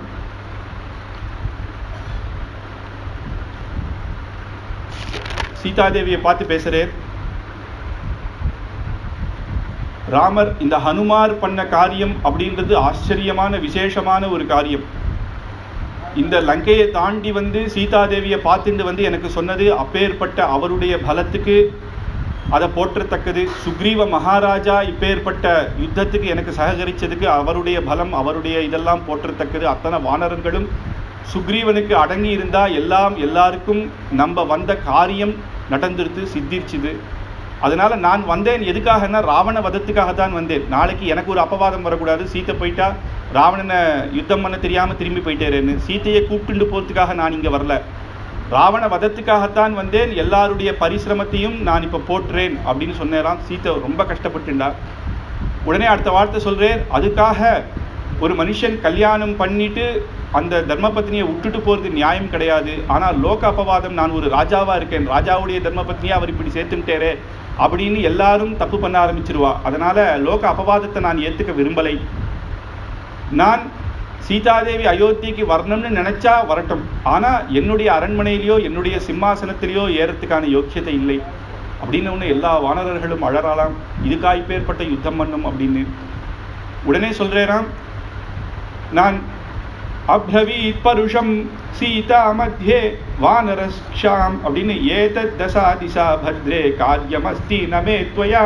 10 திக்கிலையும் சீதை நீ எங்க போனாலும் ராமன் விட்டேன்னு உன்னை தெய்வமா பாப்பா. இதே நான் உன்னை ஆசிண்டு போனேன்னா அப்பவாதங்கள் தான் நிறைய வரும், அதனால உன்னை தெய்வமா பாப்பா. லக்ஷ்மணே பரதே வா த்வம் குரு புருத்திர் யதா சுகம் சுக்ரீவோ வானரேந்திரஹா ராட்சசேந்திரஹா விபீஷணா. நீ லக்ஷ்மணன் கிட்டேயோ பரதன் கிட்டேயோ யார்கிட்டயாவது இரு, அவா உன்னை அம்மா போல வச்சுப்பா, அவா உன்னை பார்த்துப்பா. அவ்வளோ கூட வேணாம், உனக்கு அயோத்தியாக்கே திரும்பி வர இஷ்டம் இல்லைன்னா சுக்ரீவனோ விபீஷணனோ இங்கேயே கூட இருந்தாலும் விபீஷணனே உன்னை தெய்வமாக வச்சு பார்த்துப்பான். அதனால நீ இப்படி இல்லை அப்படின்னு உன்ன சீதாதேவி கண்ணில் ஜலம் வந்துதான். உடனே சொல்றா, நமக்கு பண்ண கல்யாணம் பொம்மை கல்யாணமா, குழந்தைகள்லாம் விளையாடும் கல்யாணம்னு. எப்பேற்பட்ட ருஷிகள் வசிஷ்ட விஸ்வாமித்ராதிகள் பண்ணி வச்சா அவா சாட்சி, அக்னி பகவான் சாட்சி, அத்தனை தேவர்களும் சாட்சி. அப்படி கல்யாணம் பண்ணிட்டு நான் உம்மை விட்டு போனேன், நீ உம்மை விடுன்னுலாம் சொல்ல முடியாது, நமக்கு அந்த அதிகாரம் கிடையாது. ஆனால் ஏதோ தெய்வ சங்கல்பத்தினால இப்படி ஆயிடுத்து, ராவணன் கொண்டு வரா மாதிரியான ஆயிடுத்து. இருந்தாலும் உம்முடைய ஹிருதயம் எனக்கு புரியும், என்னுடைய ஹிருதயம் உமக்கு புரியும். நான் தப்பு பண்ணலேன்றது உமக்கு நிச்சயமாக தெரியும். ஏன் நான் லோக அபவாதத்துக்காகத்தான் இப்படி குனிஞ்சி வந்தேன்றதுக்காகத்தான் நீர் இதை பண்ணணும்னு நினைக்கிறேரோ. எந்த ஒரு பதிவிரதையும் தன் பர்த்தாவுக்கு அவப்பேர் வரணும்னு நினைக்க மாட்டா. அதனால என்னுடைய கற்பை நான் நிரூபிச்சு காட்டுறேன் அப்படின்னு உடனே சொன்னாலாம். சௌமித்ரே அப்படின்னு லக்ஷ்மணனை கூட்டி சித்தம் ஊட்டு அப்படின்ட்டாலாம். எல்லா வானரர்களும் அப்படியே பயப்படுறா. ஆனால் லக்ஷ்மணன் மட்டும் சீதாதேவி சொன்னேன் அப்படின்றதுனால ஒரு அக்னி சித்து மூட்டுரு. எதிவா ஏக பத்னி ஸ்துவம் அப்படின்னு அன்னைக்கு லங்கா தகனம் பண்ணும்பொழுது லங்கா ஹனுமாருக்கு நெருப்பு வைக்கும் பொழுதே தன்னுடைய சீதாதேவி என்ன சொன்னா, அக்னி பகவான் கிட்ட மனசாலையும் வாக்குனாலையும் காயத்தினாலையும் நான் ஒரு அந்நிய புருஷனை நினைக்கலையோ, அக்னி பகவானே நீர் ஹனுமாரை காப்பாத்துனா. அன்னைக்கே தன்னுடைய கற்பு எப்பேற்பட்டதுன்னு எல்லாருக்குமே தெரியும். ஹனுமாருக்கு தெரியும், லக்ஷ்மணருக்கு தெரியும். அதனால தான் தைரியமா அவர் அக்னியை ஏத்துறார். ராமருக்கு தெரியும், மற்றவாளுக்கு தெரியுமோன்னு நமக்கு தெரியாது. ஆனால் அவள்லாம் பயந்துட்டு இருக்கா. உடனே அக்னியை மூட்டின உடனே சீதாதேவி தான் மனசு வாக்குனால நான் வேற ஒரு அந்நிய புருஷனை நினைக்காதது சத்தியமானால், ராமன் மட்டும்தான் என்னுடைய நான் பதிவிரத்தையானால் இந்த அக்னி பகவான் என்னை காப்பாற்றட்டும். அப்போ கூட சொல்லலை, கோபத்தினால பிராணத்தை விடுறதில்லை, திருப்பியும் ராமரோட இருக்கணும்ன்ற ஆசை. ஆனால் லோக அபவாதம் போகணும் அப்படின்னு அக்னியில் குதிச்சுட்டேராம். அக்னி பகவான் நாலா பக்கமும் தர மாதிரி போட்டுட்டே. ஒரு க்ஷணம் பார்த்தா சீதாதேவி வரல. ராமருக்கே கண் கலங்கிடுத்துன்னா இங்கே பயம் இல்லை. ஒருவேளை நம்ம கொஞ்சம் மனுஷன்னு நினச்சிண்டு இந்த மாதிரி ஒரு மனுஷன் தன் தர்ம பத்னி கிட்ட நெருப்பில் குதியலான்னு சொல்லக்கூடாது. நான் ஒருவேளை மனுஷனாக கொஞ்சம் மீறிட்டேனோ, இந்த இடத்துல நான் தான் தப்பு பண்ணிட்டேனோ, ஒருவேளை அக்னி பகவானுக்கே கோபமோ என் மேலே, சீதையை கொண்டு உனக்கு லாய்க்கில்லை, நீ இப்படி பண்ணிட்டேரேன்னு கோபமோ அப்படின்னு நினச்சிட்டே இருந்தேராம். லக்ஷ்மணருக்கும் ஒரு நிமிஷம் பயம் வந்துடுத்து. அனுமார் எல்லாருமே ஒரு பயம் வந்த உடனே அத்தனை தேவர்களும் பிரம்மருத்ராதிகள்லாம் வந்துட்டாலாம். இது எங்களை பார்க்க முடியாது, நீர் இப்படி பண்ணலாமா சுவாமி, நீர் ஏதோ மனுஷன் அவதாரம் எடுத்து நீர் பண்ணுறதெல்லாம் எங்களால் சகிக்க முடியல. ஏதோ இந்திரஜித்துக்கு போய் நாகபாஸ்திரத்தில் கட்டுப்படுறேர், பிரம்மாஸ்திரத்தில் கட்டுப்படுறேர், இதெல்லாம் சரி போனா போகுதுன்னு நாங்கள் பொறுத்துக்கிறோம். ஆனால் ஜெகன்மாதாவான சீதாதேவி கிட்ட இப்பேற்பட்ட பரீட்சையை எங்களால் பார்த்துட்டு இருக்க முடியாது. நீர் யாருன்னு நீர் உண்மை நினச்சிட்டு இருக்கேர். கதம் தேவகணா சிரேஷ்டா ஆத்மனம் நவபுத்தியசே, நீர் எப்பேற்பட்டது தேவர்களுக்கெல்லாம் தேவன் அப்படிங்கிறார். உடனே ராமர் சொல்றேர், ஆத்மானம் மானுஷம் மன்யே ராமம் தசரதாத்மஜா, நானும் சாதா மனுஷன் தானே, தசரத சக்கரவர்த்தியுடைய குமாரர் தானே அப்படின்னு ஒரு மனுஷ புத்தி எனக்கும் இருக்கும் இல்லை அப்படின்னு. இந்த இடத்துல சீதாதேவியை பார்க்கும்பொழுது ஒரு உதாரணத்தை சொல்றேன். திருஷ்டி தோஷம் உடையவன் சூரியனை பார்க்கிறா போலே அப்படிங்கிறது. அப்ப கூட ராமன் என்ன சொல்றேன்னா, சீதாதேவி கிட்ட ஒரு கஷ்டம்னு பார்க்கல. ஒரு கண்ணு ஒருத்தருக்கு திருஷ்டி தோஷம் இருக்கு, கண்ணு மக்கள் ஆயிடுது, இல்ல மஞ்சக்காமால வருது. அவன் சூரியனை பார்க்கும்போது சூரியன் மஞ்சளா தெரியுது, அதனால சூரியன் மஞ்சளால உன் கண்ணுல கோளாறு. அதனால ராமர் சொல்றான், இப்ப என் கண்ணுல கோளாறு திருஷ்டி. ஆனா சீதாதேவியை அவர் இது பண்ணல அப்படின்றதுதான் இந்த இடத்துல வால்மீகி மகர்ஷியும் விஸ்தாரமாக எடுத்து காட்டுறேன். பிரம்மதேவர்கள்லாம் சொல்றா, எப்பேற்பட்டவன் நீ, சீதா லக்ஷ்மி பவான் விஷ்ணு தெய்வஹா கிருஷ்ணஹா பிரஜாபதி. சீதாதேவி சாட்சாத் மகாலட்சுமி, நீ சாட்சாத் நாராயணர். நீர் இந்த மாதிரி மனுஷன் அவதாரம் எடுத்து நீர் இப்பேற்பட்டதெல்லாம் எங்களால் பார்க்க முடியாது. நீர் விராட் புருஷன் இல்லையா, சத்தியலோகமே உம்முடைய சிரஸ் இல்லையா, பாதாள லோகமே உம்முடைய திருவடி இல்லையா, உம்முடைய இத்தனை திக்குகளும் உம்முடைய புஜம் இல்லையா, தேவர்களெல்லாம் உம்முடைய புஜம் இல்லையா, சூரிய சந்திராதிகளெல்லாம் உம்முடைய கண்கள் இல்லையா, வாயு பகவான் உம்முடைய நாக்கு இல்லையா, அக்னி பகவான் உம்முடைய வாய் இல்லையா அப்படின்னு, காதுகள்லாம் திக் தேவதைகள் இல்லையா, ரூமகோபங்கள்லாம் சர்வ தேவதைகள் இல்லையா, நதிகள்லாம் உம்முடைய நாடிகள் அப்படின்னு, அஸ்திகள்லாம் உம்முடைய, பர்வத்தங்கள்லாம் உம்முடைய அஸ்திகளாக இருக்கு. அப்புறம் பிராணசக்தி தான் பிரம்மா, அப்புறம் அகங்கார சக்தி தான் உமக்கு ருத்ரன், சாட்சாத் விராட் புருஷன் நீர் இப்படி பண்ணலாமா? இந்த பூமியை உத்தாரணம் பண்ண வராக அவதாரம் எடுத்து பூமியை உத்தாரணம் பண்ணேரே, இந்த லோகத்தையும் திரிபுவனத்தையும் அளந்து காமிச்சேரே 3 அடியில், அதெல்லாம் நீர் மறந்துட்டு இப்படி பண்ணுறீரே அப்படின்ன உடனே ராமர் சந்தோஷப்படுறாராம். உடனே அக்னி பகவான் சீதாதேவியை கொண்டு வந்து எப்படி கொண்டு விட்டேர்னா, அன்னைக்கு தண்டகாரண்யத்தில் எப்படி கொண்டு விட்டாலோ, இப்போ நகையோட வந்தா, இப்போ இல்லை, அன்னைக்கே பகவான் என்ன சொல்றாரு, தேவர்கள் எல்லாரையும் அவர் சொல்றாரு, தேவர்கள் எல்லாரையும் அழிச்சிருவேன், சீதை எப்படி போனாலோ அப்படியே எனக்கு திரும்பி தரணும் அப்படின்னு. அதனால் அக்னி பகவான் அன்னைக்கு தண்டகாரண்யத்தில் ராவணன் எப்படி தூக்கிட்டு போனானோ அதே உடையில் அப்போ அங்கே இருக்கிற மாதிரி கொண்டு விட்டேறான். அப்படி அதை பார்த்து ரொம்ப சந்தோஷப்பட்டு ராமர் சொன்னேராம், அனன்யாஹி மயா சீதா பாஸ்கரேண பிரபாயதா அப்படின்னு எனக்கு எல்லாம் தெரியும், சீதாதேவியும் என்னையும் பிரிக்க முடியாது, பாஸ்கரேண பிரபாயதா அப்படின்னு சூரியனும் கிரணத்தையும் எப்படி பிரிக்க முடியாதோ அப்படி எங்களை யாரையாலையும் பிரிக்க முடியாது, இது லோக அபவாதம் போகணும் அப்படின்றதுக்காகத்தான் நான் பண்ணேன் அப்படின்னு. இதே தான் சீதாதேவி ராவணன் கிட்ட சொல்றான், நீ என்னை கொண்டு வந்துட்டேன்னு நினச்சிக்கிறியே, அனன்யா ராகவேணாகம் பாஸ்கரேண பிரபாயதா அப்படின்னு இதே வார்த்தையை தான் அங்கே சொல்கிறா. அது மாதிரி இதை வச்சு தான் சுவாமி வேதாந்த தேசிகர் ரகுவீர கத்தியம் பண்ணும் பொழுது தேத்யாசித சந்திராச துவாந்த வித்வம்சனோதய பிரபாவான் சீதையா தேவியா பரமவியோம பாஸ்கரா அப்படின்னு ஆச்சரியமாக இங்கே எடுத்து காட்டுறேன்.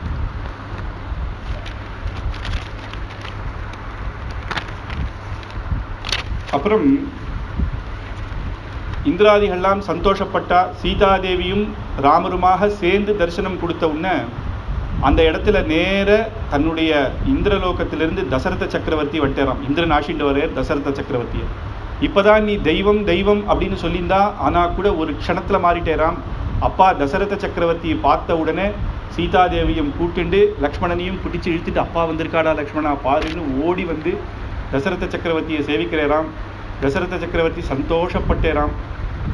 அப்பா எப்படி இருக்கேர், சொர்க்கத்தில் வீர சொர்க்கத்தில் நீர் எப்படி இருக்கேர் அப்படின்ன உடனே, சொர்க்கத்தில் என்ன சௌக்கியமாக இந்திரன் பார்த்துக்கிறான்ப்பா, உன்னுடைய அப்பான்னு தெரிஞ்ச உடனே எனக்கு இன்னும் ஆச்சரியமாக தினமும் வந்து பேசுகிறேன், சகல சலுகைகளும் இருக்குது.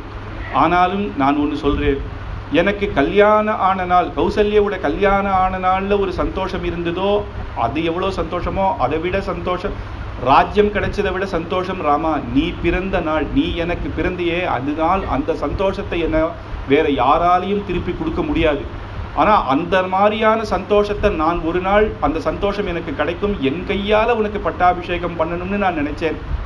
அது மட்டும் நடக்காமல் போயிடுது. எந்த குறையும் குறைதான்ப்பா, நீ ராவணவதம் பண்ண, ஆனால் கூட எனக்கு குறை, என் கையால் உனக்கு பட்டாபிஷேகம் பண்ணலையே அப்படின்னு ஒரு குறைதான் அப்படின்னு சொல்கிறாராம்.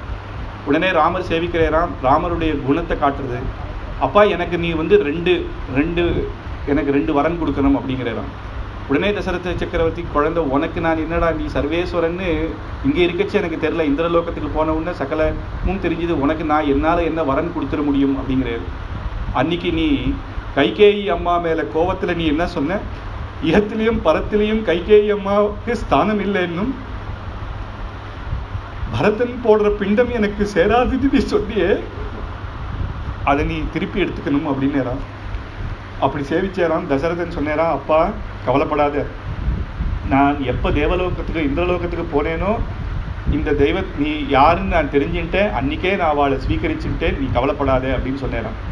சீதாதேவியை கூட்டு சொல்கிறாராம், அம்மா உன்னுடைய பிரதிபா உலகத்துக்கு தெரியணும் அப்படின்னு தான் ராமர் இந்த பண்ணேரே தவிர எந்த மனசில் எதுவும் வச்சு பண்ணலாமா, ஒருவேளை உனக்கு கோபமாக இருந்தால் நான் க்ஷமாபண கேட்குறேன் அப்படின்னு சீதாதேவி கிட்ட சொல்கிறாராம். சீதாதேவி சொல்கிறாராம், அவரையும் எனக்கு தெரியும், அவர் உமக்கு பிறந்தேரே, அப்பேற்பட்டவர் நீர், உம்மையும் எனக்கு தெரியும், நீர் கேட்கணுமா அப்படின்னு தானும் சேவிக்கிறாளாம். உடனே லக்ஷ்மணரை கூட்டேராம். லக்ஷ்மணரை கூட்டு, எப்பேற்பட்ட பரபிரம்மம், இந்த சிருஷ்டி ஸ்திதி லயத்தெல்லாம் பண்ணக்கூடியவர், தேவர்களுக்கெல்லாம் தேவன், தெய்வம், எப்படி அநாமமாய் அரூபமாய் அச்சிந்தியமான பரம்பொருள், உயர்த்தியான பரம்பொருள் எதுவோ அவர்தான் உம் அண்ணா அப்படிங்கிறாராம். அவருக்கு தெரியாததில்லை, இருந்தாலும் அப்பாவுக்கிட்ட தான் ஒரு சிஷ்யன் போல இருந்து கேட்டு சந்தோஷப்படுறார் லக்ஷ்மணன் அப்படின்னு. அதுக்கப்புறம் உடனே நான் கிளம்புறேன் அப்படின்னு இந்திரன் கிளம்பிட்டே, தேவர்கள்லாம் சௌக்கியமாக மேற்கொண்டு பட்டாபிஷேகத்துக்கு கிளம்பணும் அப்படிங்கிறா. விபீஷணன் வந்து நீர் மங்கள ஸ்நானங்கள்லாம் பண்ணிட்டு மேற்கொண்டு தான் நீர் கிளம்பணும் அப்படிங்கிறது. ஆனால் உடனே சொல்கிறார் ராமர், எனக்கு அதுக்கான நேரம் கிடையாதுப்பா, அங்கே பரதன் வந்து ஒரு க்ஷணம் இல்லைன்னா கூட அவன் வந்து இதில் வந்து அக்னி பிரவேசம் பண்ணிடுறேன்னு சொல்லிட்டான். சாப்பிட்றதுக்கோ எனக்கு நேரம் இல்லை, நேரம் நான் இப்போ கிளம்பணும், என்ன பண்ணுறது அப்படின்ன உடனே ராவணன் வச்சுருந்தான் இல்லையா, அந்த புஷ்பக விமானத்தை கொடுக்குறாராம். அந்த புஷ்பக விமானத்தில் நீ இப்போ அப்படின்னு உடனே ராமர், சீதா, அதுக்கப்புறம் லக்ஷ்மணர் ஏறிட்டே அங்கேருந்து எல்லாருக்கிட்டையும் சொல்கிறாராம், எல்லாருக்கும் ரொம்ப சந்தோஷம், உங்களுக்கெல்லாம் திருப்பி பிரத்யுபகாரம் நான் என்ன பண்ணுவேன்னு தெரியல, நான் அயோத்தியாவுக்கு கிளம்பணும் அப்படின்னு ஒன்று அத்தனை வானரர்களும் கண்ணில் ஜலமாம். அதெல்லாம் முடியாது சுவாமி, உம்மோட நாங்களும் அயோத்தியாவுக்கு வருவோம், உம்மை பட்டாபிஷேகத்தை சேவிச்சுட்டு உம்மை பெற்ற இப்பேற்பட்ட குணவதி உம்மை அம்மாவை பார்த்து உங்கள் அம்மாவை சேவிச்சாதான் எங்களுக்கு சந்தோஷமாகும், அது வரைக்கும் நாங்களும் அயோத்தியாவுக்கு வருவோம் அப்படின்னு ஒன்று ராமர் இப்படி பார்க்குறாராம். சீதாதேவி எல்லாரும் வரட்டும் அப்படின்னு ஒன்று, சரி எல்லாரும் ஏறுங்கன்றோம். அது புஷ்பக விமானம்னா எத்தனை பேர் ஏறினாலும் அதுக்கு தகுந்த மாதிரி அது பெருசாகுமோ, அது தேவ விமானம். அதனால புஷ்பகாரூட ராமஹா அப்படின்னு எல்லாரையும் ஏற்றிண்டு அங்கேருந்து மேலே லங்கையை காட்சிண்டே வரையறாம் சீதாதேவிக்கு. லங்கை இங்கே பார், அங்கே பார், இதை பார், அதை பார். ஏன்னா மகாலட்சுமியினுடைய கட்டாட்சம் அந்த லங்கைக்கு படணும். இத்தனை நாளாக ராவண ராஜ்யம், அங்கே சீதையோ சோகமாக இருந்தா, அதனால அதுக்கு ஒரு கஷ்டம் வரக்கூடாது. இனிமேல் நடக்க போகிறதோ தன்னுடைய பக்தனான விபீஷணனுடைய ராஜ்யம், அதனால சந்தோஷமா எல்லாம் மகாலட்சுமியினுடைய கட்டாட்சம் படணும் அப்படின்னு எல்லாத்தையும் பார்த்துட்டு வர சொல்கிறாராம். கொஞ்சம் கொஞ்சம் மேலே வந்த உடனே கிஷ்கிந்த வருதுன்னு ஒன்று, இதுதான் கிஷ்கிந்தைன்னு காட்டுறாரு, இங்கே தான் வாலிவதம் நடந்ததுன்னு ராமர் எல்லாம் சீதை கிட்ட சொல்லிட்டு வச்ச. சீதாதேவி சொன்னாலாம், இங்கே இறங்கி இத்தனை வானரர்களுடைய தர்மபத்னியும் நம்ம கூட்டுண்டு போகணும் அப்படிங்கிறாளாம். சீதாதேவி ஆசைப்பட்டா அப்படின்னு அங்கே இறக்கி எல்லாம் ரமா எல்லாம் அந்த ஸ்ரீகள் எல்லாம் ஏற்றுறாளாம். உடனே சுக்ரீவன் சொல்கிறாளாம், ராவண யுத்தத்துக்கு போகும்போது சொன்னாலாம், யாருமே எப்படி வேணா தேவரூபத்தை எடுத்துப்பா, யாராவது தேவரூபம் எடுத்தீங்கன்னா அவ்வளோதான், எல்லாம் குரங்காதான் இருக்கணும், ராவணனுக்கிட்ட காட்டி கொடுக்க கூடாதுன்றான். இப்போ சொல்கிறானா, யாராவது குரங்கு ரூபம் எடுத்துட்டா அவ்வளோதான், அயோத்தியில் வந்து என் மானத்தை வாங்கக்கூடாது, அங்கே போய் உங்களுடைய குரங்கு சேஷ்டெல்லாம் பண்ணக்கூடாது, அயோத்தி எப்பேற்பட்டது, நம்ம பிரபுவனுடைய தேசம், அங்கே மக்கள்லாம் எப்படி இருப்பா அப்படின்னு சொல்கிறாலாம். எல்லாரும் கட்டுப்படுறா அதுக்கு. அப்போ புஷ்பக விமானத்தில் நேர போரேர், இதுதான் நம்ம அங்கே இருந்தோமே தண்டகாரண்யம், மேலே போரேர் அப்படி எல்லாம் காட்டிகிட்டே வரைச்ச பரத்வாஜ ஆசிரமம் அப்படின்னு ஒன்று ராமர் சொல்கிறாராம். பரத்வாஜரை சேவிச்சுட்டு தானே நம்ம கிளம்பினோம், ஆச்சரியமாக இப்பேற்பட்ட விஜயம் நடந்தது. அந்த பரத்வாஜ மகர்ஷியை நம்ம சேவிச்சுட்டு போகலாம், இங்கே கொஞ்சம் இறங்கி எல்லாரும் இது பண்ணலான்னு எல்லாரும் இறங்குறாலாம். ஆனால் ஹனுமாரை மட்டும் பரதன் எப்படி இருக்கான்னு போய் பார்த்து அவனுக்கு வந்து, நீ என்னுடைய சந்தேசத்தை சொல்லு அப்படிங்கிற, என்னுடைய சந்தேசத்தை சொல்லு அப்படின்னு. உடனே ஹனுமார் வந்து கிளம்பி ஏன் கிளம்புறாருன்னா, 14 வருஷம் கணக்கு இருக்குது. ராமன் என்ன நினைக்கிறாருன்னா, எந்த நாளில் நம்ம கிளம்பணுமோ, இப்போ சாயங்காலம் கிளம்பிந்தா அந்த சாயங்காலம் திருப்பி வந்தால் தான் 14 வருஷம். ஆனால் பரதன் என்ன நினைக்கிறான்னா, சூரியன் உதயமானதே 14 வருஷம் முடிஞ்சிடுது. அதனால் இவன் என்ன, ராமருக்கு தெரியும் தம்பி எப்பேற்பட்டவான்னு தெரியாதா, அப்போ இவன் உடனே அக்னி பிரவேசம் பண்ணிட போகிறான்னு தான் ஹனுமார் அனுப்புகிறார். ஹனுமார் அங்கேருந்து வந்தே காத்தால பரதன் பார்த்தே, அவ்வளோதான், இனிமேது அண்ணா வரலை, இனிமேது ஒரு க்ஷணமும் எங்களுடைய பிராணத்தை இருக்க முடியாதுன்றார். வசிஷ்டர்லாம் எவ்வளவோ சொல்லி பார்க்குறார். பரத சத்ருக்னா, ஒருவேளை நாளைக்கு அண்ணா வந்துட்டா என்னடா ஆறுது, நீங்கள் இருந்து பட்டாபிஷேகம் பண்ணி வைக்க வேணாமா, இப்படி பண்ணாதீங்கன்றார். அண்ணா அவருடைய வார்த்தை மீறாது, இன்னைக்கு வரேன்னா இன்னைக்கு வருவேர். அதனால் அவர் எப்போ வரலன்னு தெரிஞ்சுடுத்தோ, இனிமேல் நான் அக்னி பிரவேசம் பண்ண போகிறேன்னு அக்னி பிரவேசம். சத்ருகன் ஓடுறானா, நான் தான் முதல்ல பண்ணுவேன்னு. கௌசல்யா சுமித்ரா கைகேயி எல்லாம் அழறா, என்ன சொன்னாலும் கேட்கல. இவாலாம் அப்படி நேர அக்னியில் குதிக்க போறேர் அப்படின்னு உன்னையே அங்கேருந்து ஹனுமார் வந்து தொப்புன்னு குதிச்சாலாம்.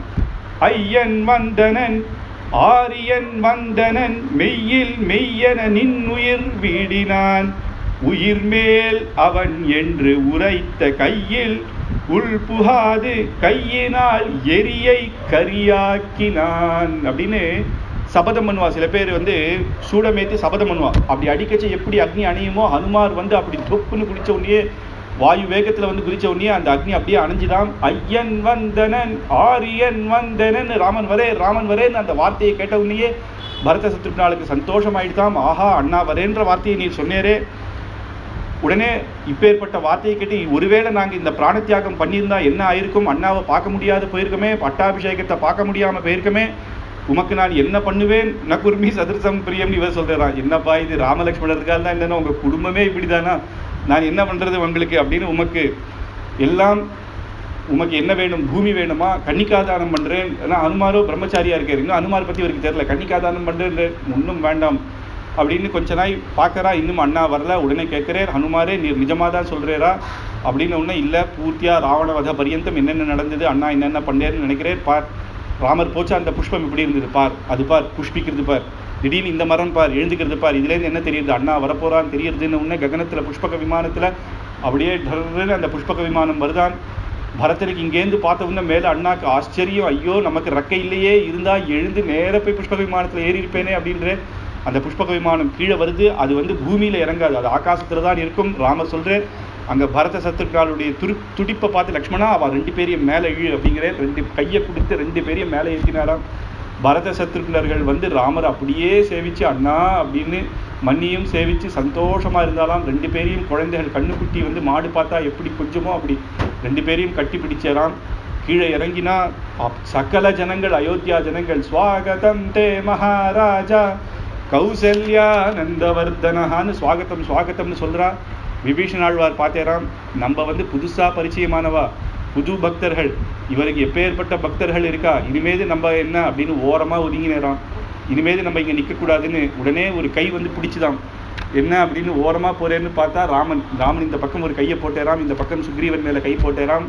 என்ன பார்க்குறீங்க, வாங்க போகலாம். ஏன்னா ராமனுக்கு புது பக்தன் பழைய பக்தன்லாம் கிடையாது, எல்லாருமே பக்தர்கள் தான் அப்படின்னு எல்லா வானரர்களுடையும் அப்படி கீழே இறங்குறே. தன்னுடைய பாதம் கீழே வைக்க சமயத்தில் பரதன் ஓடி போய் அந்த பாதுகையை கொண்டு வந்து அந்த பூமியில் அப்படி வைக்கிறாராம். உடனே ராமர் அந்த பாதத்தை வைக்க யோசிக்கிறார். ஏன்னா தசரத சக்கரவர்த்தி, அதுக்கப்புறம் ராமர் இல்லை, பாதுகை, அப்போ தனக்கு முன்னோர்கள், அப்படி அவர் மேலே நேர பாதுகையில் பாதத்தை வைக்கக்கூடாதுன்னு புஷ்பத்தை ஒரு சமர்ப்பிக்கணும். அப்படி இப்படி தேடுறார், புஷ்பம் எதுவுமே கிடைக்கல. அதனால என்ன பண்ணுறேன்னா அர்ப்பிதம் கிருத்தியம் அப்படின்னு மனசால தன்னுடைய சரண கமலத்தை முதல்ல வச்சுட்டு அதுக்கப்புறம் தான் அதை சூட்டிக்கிறேன் அப்படின்னு கொஞ்சமாக வச்சுட்டு அதுக்கப்புறம் அதை சூட்டிக்கிறேன். அப்போ வந்து சுவாமி தேசிகன் இந்த இடத்துல ஆச்சரியமாக எடுத்து நிறைய விஷயத்த சொல்கிறார். ஹனுமார் கிட்ட ராமர் சொல்லி அனுப்பும்போது என்ன சொல்றார், பரதனுடைய இங்கிதத்தை பார்த்து விஷயத்த சொல்லு அப்படின்னா சில பேர் அதுக்கு வியாக்கியானம் என்ன பண்ணுறான்னா, 14 வருஷம் ராஜ்யத்தை ஆளிட்டான் பரதன், ஒருவேளை ராமர் வந்தவுன்னா ராமர் வந்தேன்னு சொன்னோம்னா அவன் மூஞ்சி மாறிடும். ஐயோ இத்தனை நாள் நான் ராஜ்யத்தில் ஆசை வந்துடுது, ராஜாவாக இருந்தேன், இப்போ ராமனுக்கு இந்த ராஜ்யத்தை கொடுக்கணுமா அப்படின்ற எண்ணம் வந்துடுமோ என்னவோ. அதை பார்த்து அவனுடைய இங்கிதத்தை பார்த்து ஒருவேளை அவனுக்கு அப்படியா யோசிச்சேன்னா என்கிட்ட வந்து சொல்லி நான் திரும்பியும் போயிடுறேன் அப்படின்ற மாதிரின்னு சில பேர் வியாக்கியானம் பண்ணியிருக்காங்க. ஆனால் சுவாமி தேசிகன் சொல்ல அப்படி கிடையவே கிடையாது. ஏன்னா ஏற்கனவே லக்ஷ்மணன் கிட்ட சொல்லியிருக்கார், பரதனை என்னோட காட்டுக்கு வா, லக்ஷ்மணனுக்கு ராஜ்யத்தை கொடுனா பரதன் கொடுப்பான்னு. பரதனுடைய பெருமை அவருக்கு தெரியும். பாதுகா ராஜ்யத்தை பண்ணவருக்கு ராமராஜ்யம் கூட பெருசா தெரியாது.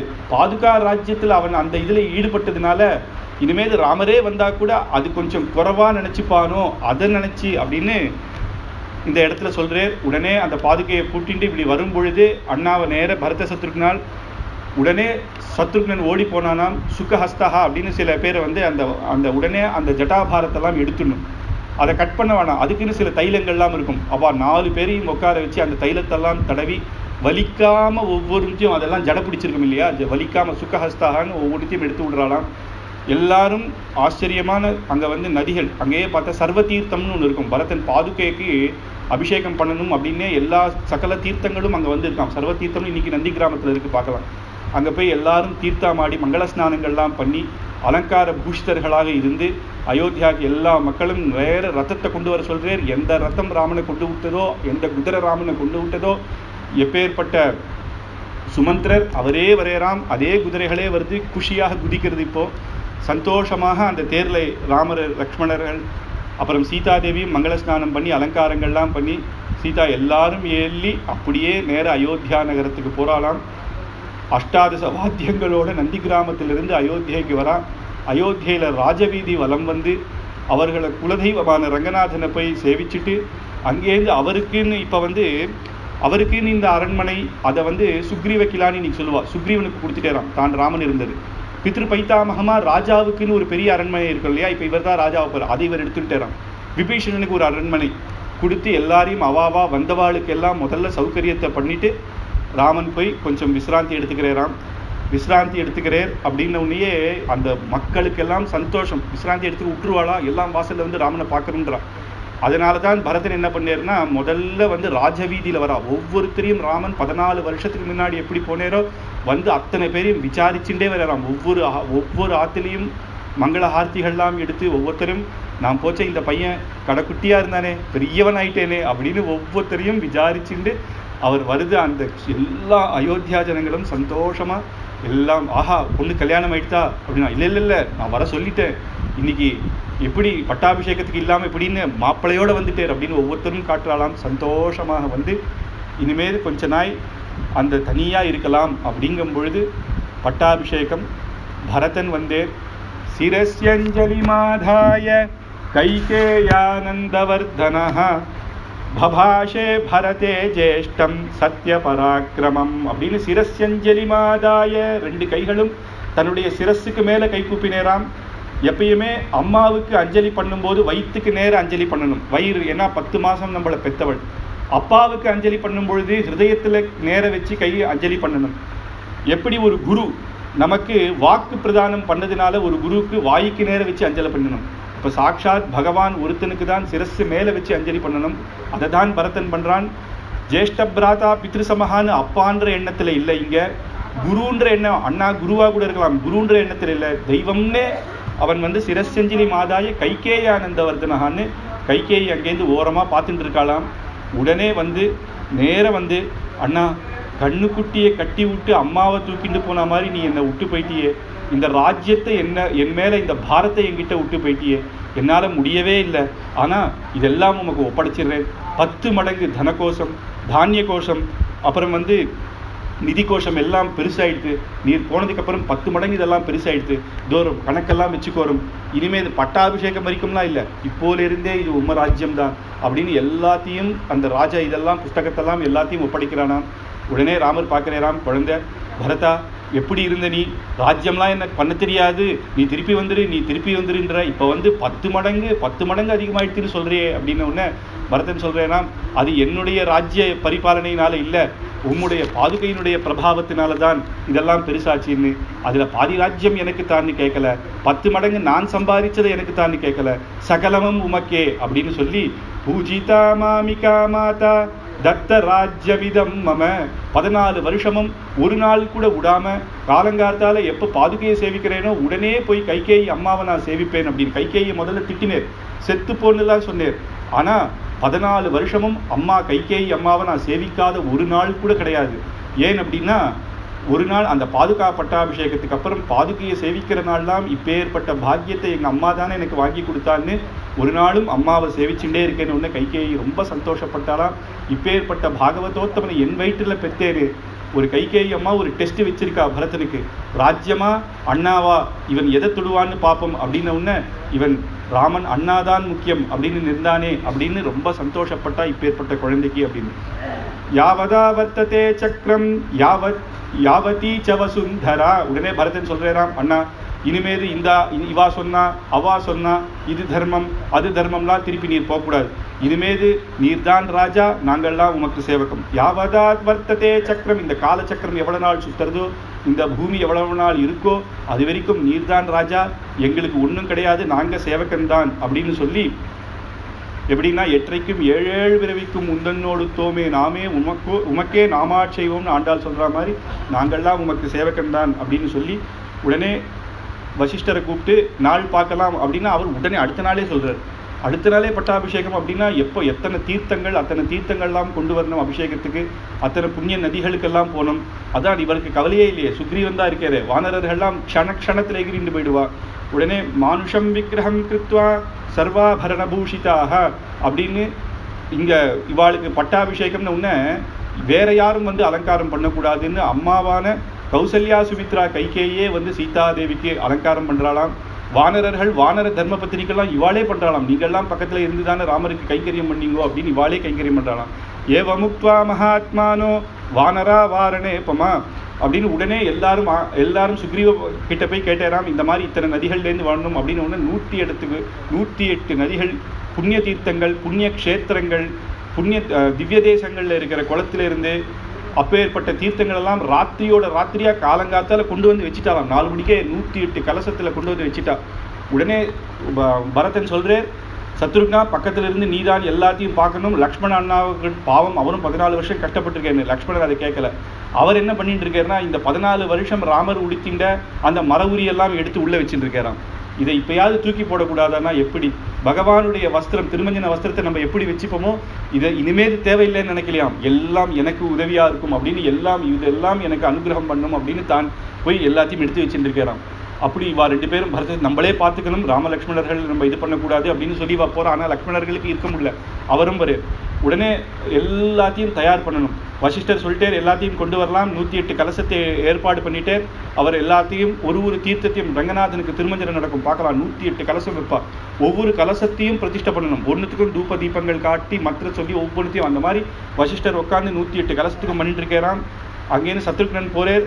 சஜ்ஜந்தோ மயி பத்ரவேதி ருச்சிரஹ ஸ்ரீகந்த புஷ்பாக்ஷதாஹ ஸ்தாப்யந்தாம் சுபவாரி பூர்ண கலசஹ சத்ரம் ததா சாமரி கன்யாகாஸ்சன தத்ர சந்து வசது பாந்தேக கஜோ வாசினஹ தாளயந்தாம் பதுஹு ரகுபதே பட்டாபிஷேகோத்சுஹா அப்படின்னு பட்டாபிஷேகத்துக்காக சஜ்ஜந்தம் எல்லாத்தையும் ரெடி பண்றாரு. எப்படின்னா உற்சவத்துக்கு முன்னாடி கோவில்ல மணியகார் பண்ண போறாரு. எல்லாரையும் திட்டுவாரு, இங்க வா அங்க வா.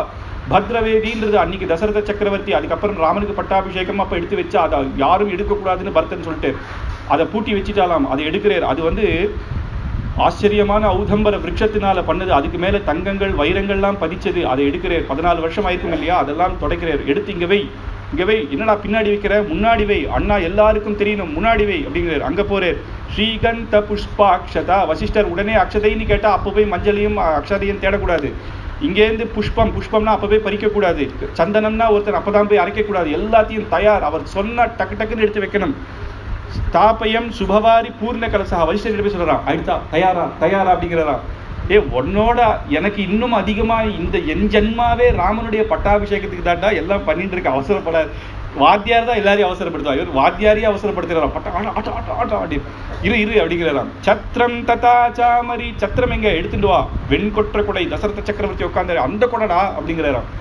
சாமரத்தை எடுத்துட்டு வந்தாராம். இது இல்லடா, இது நித்தியபடி சாமரம், ரத்ன சாமரம், பட்டாபிஷேகத்துக்கு அதை எடுத்துட்டு வாடா. கன்யா காஞ்சன. உடனே பட்டாபிஷேகமான ஒண்ணு அஷ்ட கன்னிகைகள் எங்கேன்னு கேட்டார் வசிஷ்டர். உடனே எல்லாம் 8 பெண்கள் எல்லாரையும் கூட்டிட்டு வா. எல்லாருக்கும் ஆச்சரியமான பட்டு புடவைகள், பட்டு பாவாடைகள் எல்லாம் கட்டி விட்டு எல்லாம் இங்க நிக்கணும். யாரும் இங்கேயும் அங்கேயும் ஓடக்கூடாது. வசிஷ்டர் தாத்தா திட்டிடுவார், இங்கேயே இருங்கோ, நான் கூப்படைச்ச அவா கலசத்துல அபிஷேகம் பண்ணவுன்னு நீங்க எல்லாம் போகணும் அப்படின்றலாம். உங்களுக்கு எல்லாருக்கும் பரிசு கொடுப்பேன்றலாம். குழந்தைகள்லாம் பேசுறதான், எங்க ராமண்ணாக்கு நாங்க பண்ணாதது அதுவே எங்களுக்கு பெரிய பரிசு அப்படின்னு சொல்றதான். சந்தோஷமா இங்கேயே இருங்கோ அப்படிங்கிறார்.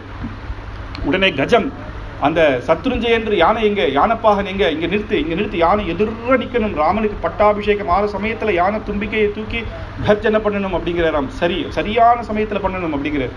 உடனே ராஜமுரசு எங்கடா, அன்னைக்கு பரதன் சொன்ன ராஜமுரசு வசிஷ்டர் தசரதர் போய் சபுஸ்வீகாரத்தில் அடிக்கலான்னு யாருமே இங்க ராஜமுரசை கொட்டக்கூடாது அப்படின்னு சொன்னார் இல்லையா, அதை இங்க கொண்டு வா, கரெக்டா அடி அப்படிங்கிற டங்குன்னு அடிக்க. இப்போ இல்லடா, அண்ணாக்கு பட்டாபிஷேகம் பண்ணிச்ச சரியான சமயத்துல ராஜமுரசு கொட்டணும்னு எல்லாத்தையும் தயார் பண்ணி ராஜ வீதியில எப்படி வரணும், எந்த தேர் வரணும், யார் வரணும் அப்படின்னு அங்க ஒரு சத்திர சாமரங்களோட இப்ப வசிஷ்டர் சொல்றேன், அண்ணா மண்ணியை கூட்டுண்டு வரலாம் அப்படின்ன உடனே அங்கேருந்து ஓடி யாரு போய் அண்ணாவை கூட்டுண்டு வான்னு சொல்லலை, ஓடுறாளாம், தாங்களே அதெல்லாம் போய் பண்ணணும் அப்படின்னு.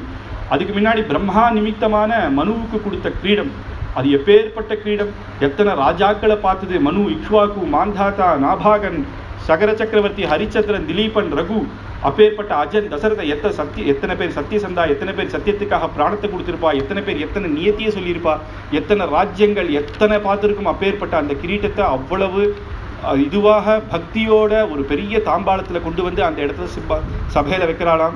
உடனே ராமர் கௌசல்யாச்ச சுமித்ராச்ச கைகேயா அபிவாதையே, அவளெல்லாம் சேவிச்சு அபிவாதையை பண்ணி எல்லாம் நேர ராம சீதையும் கிளம்புறா. ரத்தத்துல ஏறுறா. ரத்தத்துல ஏறின உடனே சுமந்திரர் ஏறார். பரதன் சொல்லிட்டாராம், அண்ணாக்கு இன்னைக்கு நான் தான் ரத்தத்தை ஓட்ட போறேன், நீர் தப்பா நினைச்சிக்காதேரும். அவர் பெரியவர் இல்லையா, அவரை இறக்கிட்டாலாம். பரதன் ஏறி பரதன் ரத்தத்தை ஓட்ட, இந்த பக்கமும் லக்ஷ்மணனும் சத்ருக்னனும் ஏறி சாமரம் வீச, ராஜவீதியில எல்லா ஜனங்களும் புஷ்ப வருஷம் பண்ண நேரா அந்த சபைக்கு வரே. தியாகராஜ சுவாமி இங்கதான் சொல்றேன், ஹெச்சரிக்ககராரா ராமச்சந்திரா, ஹெச்சரிக்ககராரா ஹே சுகுண சாந்திரா அப்படின்னு எச்சரிக்கை. ஏன்னா ஏற்கனவே ஒரு பட்டாபிஷேகம் நின்றுருக்கு, இத்தனை பேருடைய கண்பட்டு என்ன ஆகுமோ அப்பேற்பட்ட அழகாக வர எச்சரிக்கையா வாரும்னு. இப்போ காஞ்சிபுரத்துல தேப்பெருமாள் வரதராஜனும் பெருந்தேவி தாயாரும் நவராத்திரிக்கு ஏழுறது விசேஷமாக இருக்கும். 3 பெரிய குடை, 22 ஜான் 20 ஜான், அந்த ஊருக்கே குடை தான் அழகு. அப்போ ஏழு பண்ணும் பொழுது பெருமாளுக்கு திருஷ்டி பட்டுடும் அப்படின்னு முன்னாடி எச்சரிக்கைன்னு அவள் வந்து பரிச்சாரக்கா ஒரு வஸ்திரத்தை எடுத்து அப்படியே சுற்றிகிட்டே வருவாள். அந்த மாதிரியாக இவாள்லாம் பக்தர்கள்லாம் வர ராமர் அந்த இடத்துக்கு அப்பேற்பட்ட சபைக்கு வந்து அங்கே இந்த ரிஷிகள் பூர்ண கும்பங்கள் எல்லாம் 2 பேருமாக தம்பதியாக பிரதட்சணம் பண்ணி நேராக அங்கே நின்று பெரிய ரிஷிகளெல்லாம் அங்கே சேவித்து அத்தனை ஆஸ்தானத்தில் இருக்கிற அத்தனை ஜனங்களையெல்லாம் 2 பேருமாக கைகளை குவித்து அந்த சிம்ஹாசனத்தில் உட்கார்றாலாம். உடனே அபிஷேகாய ராமஸ்ய சத்ருக்னாய சச்சிவை சஹ புரோஹிதாய ஸ்ரேஷ்டாய சுஹ்ருதஸ்ய நவேதயத் ததஸ்ஸ பிரயதோ விருத்தோ வசிஷ்டோ பிராமணைः சஹ ராமம் ரத்னமயே பீட்டே சஹ சீதான்யவேதயத். வசிஷ்டர் வந்து வசிஷ்டோ வாமதேவஸ்ச ஜாபாலீஸ்ச காத்யாயனஹ சுயக்ஞஸ்ய கௌதமாய விஜயஸ்ததா அப்படின்னு இப்பேற்பட்ட ரிஷிகள், அஷ்ட மகர்ஷிகள்னு ஏற்கனவே தசரத சக்கரவர்த்திக்கு பார்த்தோம். அவாதான் இந்த ரகுகுலத்தில் எப்பேற்பட்ட ராஜாக்கள் வந்தாலும் அவளே தான் கையில் பட்டாபிஷேகம் பண்ணுவா. அங்கேருந்து அந்த அஷ்ட மகர்ஷிகளும் அந்த கலச தீர்த்தங்கள் எடுத்து அப்யசிஞ்சன்னரவ்யாக்ரம் பிரசன்னேன சுகந்தினா சலிலேன சஹஸ்ராட்சம் வசவோ வாசவம் யதா அப்யசிஞ்சன்னரவ்யாக்ரம் பிரசன்னேன சுகந்தினா சலிலேன சஹஸ்ராட்சம் வசவோ வாசவம் யதா. 8 வசுக்கள் இந்திரனுக்கு எப்படி பட்டாபிஷேகம் பண்ணாலோ 8 ரிஷிகள் வந்து ராமருக்கு பட்டாபிஷேகம் பண்ணி அந்த தீர்த்தத்தை சேவிக்கிறார். ரித்விபிக் பிராமணை பூர்வை கன்யாபி மந்திரிஸ்ததா அப்படின்னு முதல்ல ரிஷிகள், அதுக்கடுத்தது அந்த அஷ்ட கன்னிகைகள் அப்போ வச்சிருந்தார் இல்லையா, அவா வந்து அந்த அபிஷேகம் பண்ணுறா. அதுக்கப்புறம் மந்திரிகள்லாம் ஆச்சரியமான மந்திரிகள் தசரத சக்கரவர்த்திக்கு அவாள்லாம் வந்து பண்ணுறா. நானா ரத்னமயே பீட்டே கல்பயித்வா யதா விதிஹி. அந்த ரத்ன பீட்டத்தில் ராமரும் சீதையும் உட்காரும் பொழுது வசிஷ்டர் பித்ரு பைத்தாமகமான அப்பேற்பட்ட அந்த கிரீட்டம், ரகுவம்சத்தினுடைய கிரீட்டத்தை எடுத்துட்டு வர ராமன் கைகளை குவிச்சுக்கிறேன். ஏன்னா எப்பேற்பட்டவாள்லாம் அதை சாத்தின்ற கிரீட்டம், தர்மாத்மாக்கள், தான் பரபிரமம் இருந்தாலும் அப்பேற்பட்ட இந்த இடத்துலையும் அப்பேற்பட்ட தர்மங்களை காட்டுறேன். கிரீட்டே ந தத் பశ్చాத் வசிஷ்டோ மகாத்மனா அப்படின்னு அந்த பிரம்மா நிர்மித்தமான அந்த கிரீட்டத்தை சாத்தி வீர திலக்கத்தை இட்டு கையில் அந்த செங்கோலை கொடுத்து அந்த பட்டாபிஷேகத்தை பண்ணுறாளாம். மேலிருந்து 3 கோடி தேவதர்கள்லாம் புஷ்பவருஷம் பண்ண, நாரதாதிகள்லாம் தியானம் பண்ண, பிரம்மருத்ராதிகள்லாம் சந்தோஷமாக தர்மபத்னிகளோட அங்கே வந்து சேவிச்சுருக்க. அங்கேருந்து ரம்பா ஊர்வசி எல்லாம் நாட்டியமாட, இங்கே ரிஷிகள்லாம் வேத பாராயணங்கள் பண்ண.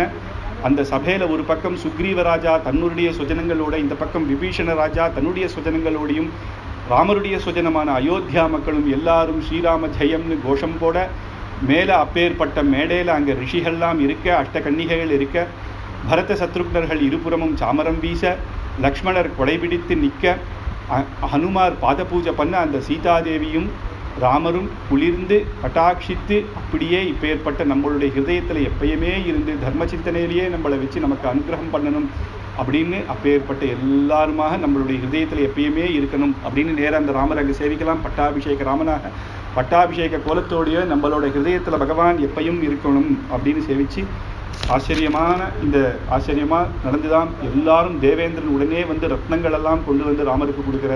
சமுத்திர ராஜா சந்தோஷப்பட்டு ஒவ்வொருத்தர் வந்து ராமர்களுக்கு நகைகள்லாம் கொடுக்குறார். திவ்ய தேச மரியாதைகள் அப்படி பலவிதமாக ரங்கநாதனுடைய மரியாதைகள் வருது அவர் கொடுக்குறார். அப்புறம் வந்து ராமருக்கு சந்தோஷம், அத்தனை பேர் வந்தா இல்லையா, எல்லாருக்கும் ராமரும் சீதையுமாக 2 பேரும் வந்து எல்லாருக்கும் பகுமானங்கள் கொடுக்குறார். சந்தோஷம் அந்த பட்டாபிஷேகத்தில் வந்ததுக்கு. முதல்ல சுக்ரீவ ராஜா, ஏன்னா இந்த யுத்தத்துக்கு முதல்ல பக்கத்தில் நின்றது சுக்ரீவனுடைய சக்கியத்தினால தான். சுக்ரீவாய ராஜம் அப்படின்னு வைடூரியமான ஒரு சந்திரஹாசமான வைடூரியத்தினால ஒரு மணியை கொடுக்குறார். அப்புறம் வாலிபுத்திரனான அங்கதனுக்கு முத்தியத்தலாலேயே ஒரு ஹாரத்தை கொடுக்குறார். சீதாதேவிக்கு உடனே ஒரு ஆசையாம், அனுமாருக்கு சகுர்மி அப்படின்னு அவரை ஒன்றுமே பண்ண முடியாதுன்னு தெரிஞ்சாலும் தன்னுடைய ரத்ன ஹாரத்தை அப்படியே கைட்டு ராமரை பார்க்குறாளாம். பார்த்தவுடனே அவள்லாம் தெரிஞ்சுப்பா. அந்த கோசல தேசத்தில் அவள்லாம் பேசலாம் வேணாம், அவளுடைய கண் ஜாடையிலே தெரியும் ராமர் உனக்கு ஹனுமாருக்கு தானே கொடுக்கணும்னு இருக்கு, குடும் அப்படின்னு ஒன்று ஹனுமாருக்கு கொடுக்குறாராம். ஹனுமாருக்கு உம்முடைய சேவையை தவிர எனக்கு எதுவும் வேண்டாம்னா கூட என்னுடைய சந்தோஷத்துக்காக நீ ஏற்றுக்கோ. என்னுடைய சந்தோஷத்துக்காக நீ ஏற்றுக்கோ அப்படின்னு ஹனுமாருக்கு அந்த ஹாரத்தை சாத்திரம். என்றைக்குமே பார்த்தா ஹனுமார் அந்த ரத்னம், அந்த சீதாதேவி கொடுத்த ராமலட்சுமணன் அந்த ரத்னத்தோடு தான் சேவை சாதிப்பேர். அப்பேற்பட்ட மாலையை எங்கள் சந்தோஷமாக நீ ஏற்றுக்கோ, உனக்கு இது நாங்கள் பிரதி உபகாரம்னு நினச்சிக்க கூடாது அப்படின்னு கொடுக்குறாளாம். அதுக்கப்புறம் விபீஷணனுக்கு மட்டும் ராமருக்கு என்ன பண்ணுறதுன்னே தெரில. ஏன்னா ராவணனுடைய தம்பியாக இருந்து அந்த இடத்துலேருந்து தர்மம் பேசுறது, ரிஷிகள் பேசுகிறான்றது வேற. அப்புறம் இவா கூட வானரர்கள், அது ஒரு படி மேலே, அதுக்கும் பேர் ராட்சச குலத்தில் இருந்து இப்பேற்பட்ட தர்மாத்மாவான விபீஷணனுக்கு என்ன பண்ணுறது, தன்னையே தான் தரணும் அப்படின்னு தன்னுடைய குலதெய்வமான லப்த்வா குலதனம் ராஜா லங்கா பிராயாத் விபீஷணா, எப்படி அன்னைக்கு தர்ப சயனத்தில் இருக்கும்பொழுது விபீஷணன் தான் பக்கத்திலேயே இருந்து அந்த ராமன சயன கோலத்திலேயே ஆச்சரியமாக சேவிச்சாரோ, அவருக்கு தன்னையே அந்த சயனத் கோலத்தில் இருக்கிற ரங்கநாதனையே கொடுக்கணும் அப்படின்னு அந்த ரங்கநாதனை தான் மேற்கொண்டு ஸ்ரீரங்கத்தில் கொண்டு வந்து வச்சார் அப்படின்றது ரங்கநாதனுடைய சரித்திரம். அது ஒரு ஆச்சரியமான சரித்திரம். அப்பேற்பட்ட சரித்திரமோட பட்டாபிஷேகம் நடந்தது. மேற்கொண்டு மங்கள ஸ்லோகம் கடைசியாக வச்சுக்கலாம், பெரியோர்கள் முதல்ல பேசுவோம். கவிதார்க்கிக சிம்ஹாய கல்யாண குணசாலினே ஸ்ரீமதே வெங்கடேசாய் வேதாந்த குரவே நமः. ஸ்வஸ்தி பிரஜாभ्यः परिपालयन्तां न्यायेन मार्गेण महीं महीषाः गोब्राह्मणे च शुभमस्तु नित्यं लोकाः समस्ताः सुखिनो भवन्तु. மங்கள ஸ்லோகம் கடைசியாக வச்சு பகவானுடைய பட்டாபிஷேகம், சீதாராமனுடைய பட்டாபிஷேகம் இப்போ சேவிச்சோம். எப்போ ஜனக மகாராஜர் சொல்லும் பொழுதே இயம் சீதா மமசுதா சகதர்ம சரித்தவ அப்படின்னு சொல்லும் பொழுதே உம்முடைய தர்மத்துக்கு ஏற்ற மாதிரி இவள் இருப்பாள் அப்படின்னு. அதுவே என்ன ஆகுதுன்னா, சாமானிய தர்மமாக இருக்கட்டும், விசேஷ தர்மமான சரணாகதியாக இருக்கட்டும், அந்த சரணாகதி கூட ராமருக்கு கூட சில வாட்டி மறந்து போனால் இது உம்முடைய விரதமாச்சே, காக்காசுர விஸ்தாந்தத்தில் பார்த்தோம், நீர் இவனை ரட்சிச்சே ஆகணும் அப்படின்னு அந்த உம்முடைய விரதத்தை கூட நீர் மறக்கக்கூடாதுன்னு பக்கத்தில் இருந்து சகதர்ம சரித்தவ அப்படின்னு சீதா இருக்கா. அப்படி இப்போ இவா 2 பேருமாக சேர்ந்து ஆச்சரியமாக ராஜ்ய பரிபாலனம் பண்ணுறான். இதில் முக்கியம் என்ன அப்படின்னா, ஹனுமார் சீதாதேவியை பார்க்கும் பொழுது அப்போ திருப்பி அந்த ராட்சசிகள்லாம் அங்கே இருக்கா. இதை பார்த்தவொன்னா ஹனுமாருக்கு கோபம் வருது. இத்தனை பேர், இத்தனை ராட்சசிகள் என்னென்ன சீதாதேவியை எப்படிலாம் சொல்லியிருப்பார், இவாளை நான் இப்பயே ஒரே அடியில் இவாளை எல்லாரையும் வதம் பண்ணிடுறேன் அப்படின்னு சீதாதேவி சொல்றான். ஹனுமார் சொல்றேன் சீதாதேவி கிட்ட. அப்போ சீதாதேவி என்ன சொல்றா அப்படின்னா, பாப்பானாம் வா சுபானாம் வா வதார்ஹானாம் பிளவங்கமா காரியம் கருணம் அப்படின்னு நகிஷ்சின் நாபராத்தியதி அப்படின்னு. அது அவ என்னப்பா பண்ணுவா, ராவணன் சொல்றதை அவ பண்றா, அவ ராஜா சொன்னதை அவ பண்றா. நாளைக்கு விபீஷணன் ஸ்தோத்திரம் பண்ண சொன்னா இவ ஸ்தோத்திரம் பண்ண போறா. அது ராட்சசாளுக்கு அது ஒரு சுவாவமாக இருக்கு. ஆனா நம்மளுடைய சுபாவம் எப்படின்னா, அவ தப்பு பண்ணாலும் அவளை க்ஷமிக்கணும் அப்படின்றது தான் நம்ம சுபாவமாக இருக்கணும் அப்படின்றத ஹனுமாருக்கு எடுத்து சொல்றான். இந்த இடத்துல சுவாமி பராசர பட்டர் சொல்லும் பொழுது என்ன சொல்றாரு, மாதுர்மைதிலி ராட்சசி ஸ்வதி ததைக்கவாத்யா அப்படின்னு சொல்லி ராமஸ்ய கோஷ்டி கிருத்யா அப்படிங்கிறது. சீதாதேவியினுடைய கோஷ்டி அதுதான் ராமர் கோஷ்டியோட வசதி. ராமர் கோஷ்டியில கூட ராமருக்கு போய் சரணாகதி பண்ணணுமா. விபீஷணன் போய் எத்தனை நாள் நின்றுந்தாலும் பாவம். ஆனா இவா சரணாகதி கூட பண்ணல. ஹனுமார் அடிச்சிடுவேன் அப்படின்னு சொல்லும் பொழுது பயந்துதான் நிக்கிறா. அவ அப்ப கூட சரணாகதி பண்றேனோ மன்னிச்சிடணும் அவளுக்கு தெரியாது. அவளுக்கு ராட்சசிகளுக்கு அது மாதிரி ஒன்று இருக்குன்னே தெரியாது. ஆனா பயப்படுறான். ஏன்னா ராவணனையே வீழ்த்திட்டேன்னா அப்ப இவா எத்தனை பேர் இருப்பான்னு ஒரு உள்ள பயம் இருக்கு. அந்த பயத்தை வச்சே தாயார் சொல்றா பரவாயில்ல விட்டுடு அப்படின்னா. அப்ப சீதாதேவி கோஷ்டியில சரணாகதி கூட பண்ண தேவையில்லை, சீதாதேவி ரட்சிச்சிருவா அப்படின்றது சீதாதேவியினுடைய கோஷ்டி தான் வசதி அப்படின்னும். காக்கம் தம்ச விபீஷணம் அப்படின்னு எடுத்து சொல்றேன். அங்க காக்காசுரனுக்கும் சரணாகதி கிடைச்சதுக்கு காரணம் பக்கத்துல சீதாதேவி இருந்ததுனால. விபீஷணனுக்கும் அப்படின்னா இங்கேருந்தே கேட்கறா இல்லையா, மேல யார் போறா அப்படின்னா விபீஷணன் தான் அப்படின்னு சொல்றா. ராமர்கிட்ட போய் சேர போறேன்னு கட்டாட்சம் பண்றான். அன்னைக்கு நான் இருந்தேனே, இன்னைக்கு பக்கத்துல இல்லையே, ராமர் ஏத்துக்கணும் அப்படின்ற அந்த சீதாதேவியினுடைய கட்டாட்சம் அப்படியாக இருந்து இந்த லோகத்தை பரிபாலிச்சா அப்படின்றது தான். அவ 2 பேரையும் பிரிக்கணும் அப்படின்றதும் இதெல்லாம் லீலையாகவே இருக்கு. ராமாயணம் பூர்த்தியாகவே பார்த்தா பாரத தேசம் அப்படின்னு எடுத்துட்டா எத்தனையோ ராஷ்டிரங்கள் இருக்கு, எத்தனையோ பாஷைகள் இருக்கு, எத்தனையோ சம்பிரதாயங்கள் இருக்கு, எல்லாம் வேறுபடுறது. அதுக்கப்புறம் அவாவாளுடைய கல்ச்சர் அப்படின்னு சொல்றோம், எல்லாமே வித்தியாசமாக இருந்தா கூட பாரத தேசத்துக்கு ஒரு ஒத்துமை அப்படின்னு என்னன்னு பார்த்தா தர்மம். ராமாயணம் நிறைய ஒத்துமைகள் இருக்கலாம். இந்த ராமாயணம் என்னன்னா 300 பாஷையில ராமாயணம் இருக்கு அப்படின்னா அப்போ அதனுடைய விசேஷத்தை நம்ம பார்த்துக்கணும். அவளுடைய என்னதான் இருந்தாலும் ராமன்னு சொல்லும் போது பாரத தேசமே ஒன்று சேர்றான். ராமனுக்கு கோவில் இல்லைன்னு இன்னைக்கு நம்ம பார்த்தோம். அப்படி அயோத்தியில வரும்பொழுது ஜனங்கள்லாம் எப்படி வரவேற்றான்றது வால்மீகி ராமாயணத்துல தான் தெரிஞ்சுக்கணும்னு இல்லை. போன மாசம் பிரத்யட்சமா நம்ம பார்த்தோம். பாரத தேசத்துல ஆத்துலயும் போக முடியாதவாழ்லாம் கூட வழக்கேத்தி ராமனுக்கு ஆத்துல அவாவா பெருமாள் ராமனுக்கோ பண்ணான். எத்தனையோ கோடி பேர் 500 வருஷமா எத்தனை ராமநாம ஜபம் நடந்திருக்கும். இந்த சபாவே 48 வருஷமாக ராமாயண உபன்யாசம் பண்றான்றது அவ்வளவு சாமானியம் கிடையாது. அப்படி பாரத தேசத்துல எத்தனை ராமாயண உபன்யாசங்கள், எத்தனை ராமாயண மாமான்னே நிறைய பேர் சொல்லியிருக்கா. ராமாயணத்தை ஆத்துல பாராயணம் பண்ணாதவா முதல்ல குழந்தையாக இருக்கும்போது நம்மளுக்கு கதை புரியுது. திருப்பியும் ராமாயணத்தை பார்த்தா கொஞ்சம் அதுல தர்மம் தெரியுது. கொஞ்சம் வயசான உன்னை பார்த்தா அதனுடைய ஒவ்வொரு விஷயங்கள் புரிஞ்சுக்க முடியுது. கடைசியில தத்துவங்கள் புரியுது. அப்படி ராமாயணத்தை எத்தனை வாட்டி கேட்டாலும் அழுக்காத காரணம் என்னன்னா, நம்மளுடைய அந்த கத்துக்கிற அந்த விஷயம் ஞானம் ஏற ஏற ராமாயணமும் கொடுத்துட்டே இருக்கு. ஒரு அமிர்தம் போல நமக்கு இன்னும் நம்ம இந்த தத்துவங்கள் இன்னொன்று பூர்த்தியா புரியல. திருப்பி ஒரு வாட்டி படிக்கும்போது அங்க வேற ஒரு புது அர்த்தங்கள், புது தர்மங்கள். புதுசுன்னு கிடையாது, சனாதன தர்மம் பழத்து தான். இத்தனை நாள் நமக்கு புரியாம இருந்தது புரியுது. அப்படி அந்த ராமருடைய அத்தனை குணங்கள் முதல் நாளே பார்த்தோம். கோன்வஸ்மின் சாம்பிரதம் லோகே குணவான் கஸ்ய வீரியவான் அப்படின்னு தர்மஜ்ஞஸ்ய கிருதஜ்ஞஸ்ய அப்படின்னு யார் தர்மாத்மான் இத்தனை கேள்விகளுக்கும் அன்னைக்கு சுலபமாக நாரதர் சொல்லிட்டு போயிட்டார் ராமன் தான். ஆனா இன்னைக்கு பார்த்தா நமக்கு அத்தனையும் புரியும். எப்படி அவருடைய ஜனங்கள் கிட்ட எப்படி இருக்கணுமோ, தம்பிகள் கிட்ட எப்படி இருக்கணுமோன்னு அத்தனை சகல தர்மத்தையும் அவர் காமிச்சிட்டு போயிட்டார். எந்த அவதாரங்கள் காட்டிலும் ராமாவதாரம் வசத்தி ராமனுக்கு சமமில்லை, ராமனுக்கு வசத்தி இல்லைன்னு இப்ப யார் சொல்றாங்கன்னா சுக பிரம்ம ரிஷி சொல்றாரு. கிருஷ்ணாவதாரத்தை பண்ணவர். ஏன்னா எல்லாரும் நினைப்பா ராமனோட கிருஷ்ணர் அப்படின்னா கூட அவதாரம் அப்படின்னு வந்தபொழுது நம்மாழ்வார் சொல்றார், கற்பார் ராமபிரானை அல்லால் மற்றும் கற்பரும். கத்துக்கிறதுக்கு ராமன் தான். கேட்பார் கேசவன் கீர்த்தி அல்லால் மற்றும் கேட்பரும். கேட்கறதுக்கு கிருஷ்ணனுடைய சரித்திரம் ஆச்சரியமாக இருக்கும். நம்ம போய் பக்கத்துல வெண்ணத்துலன்னா அடிதான் விடுவோம்.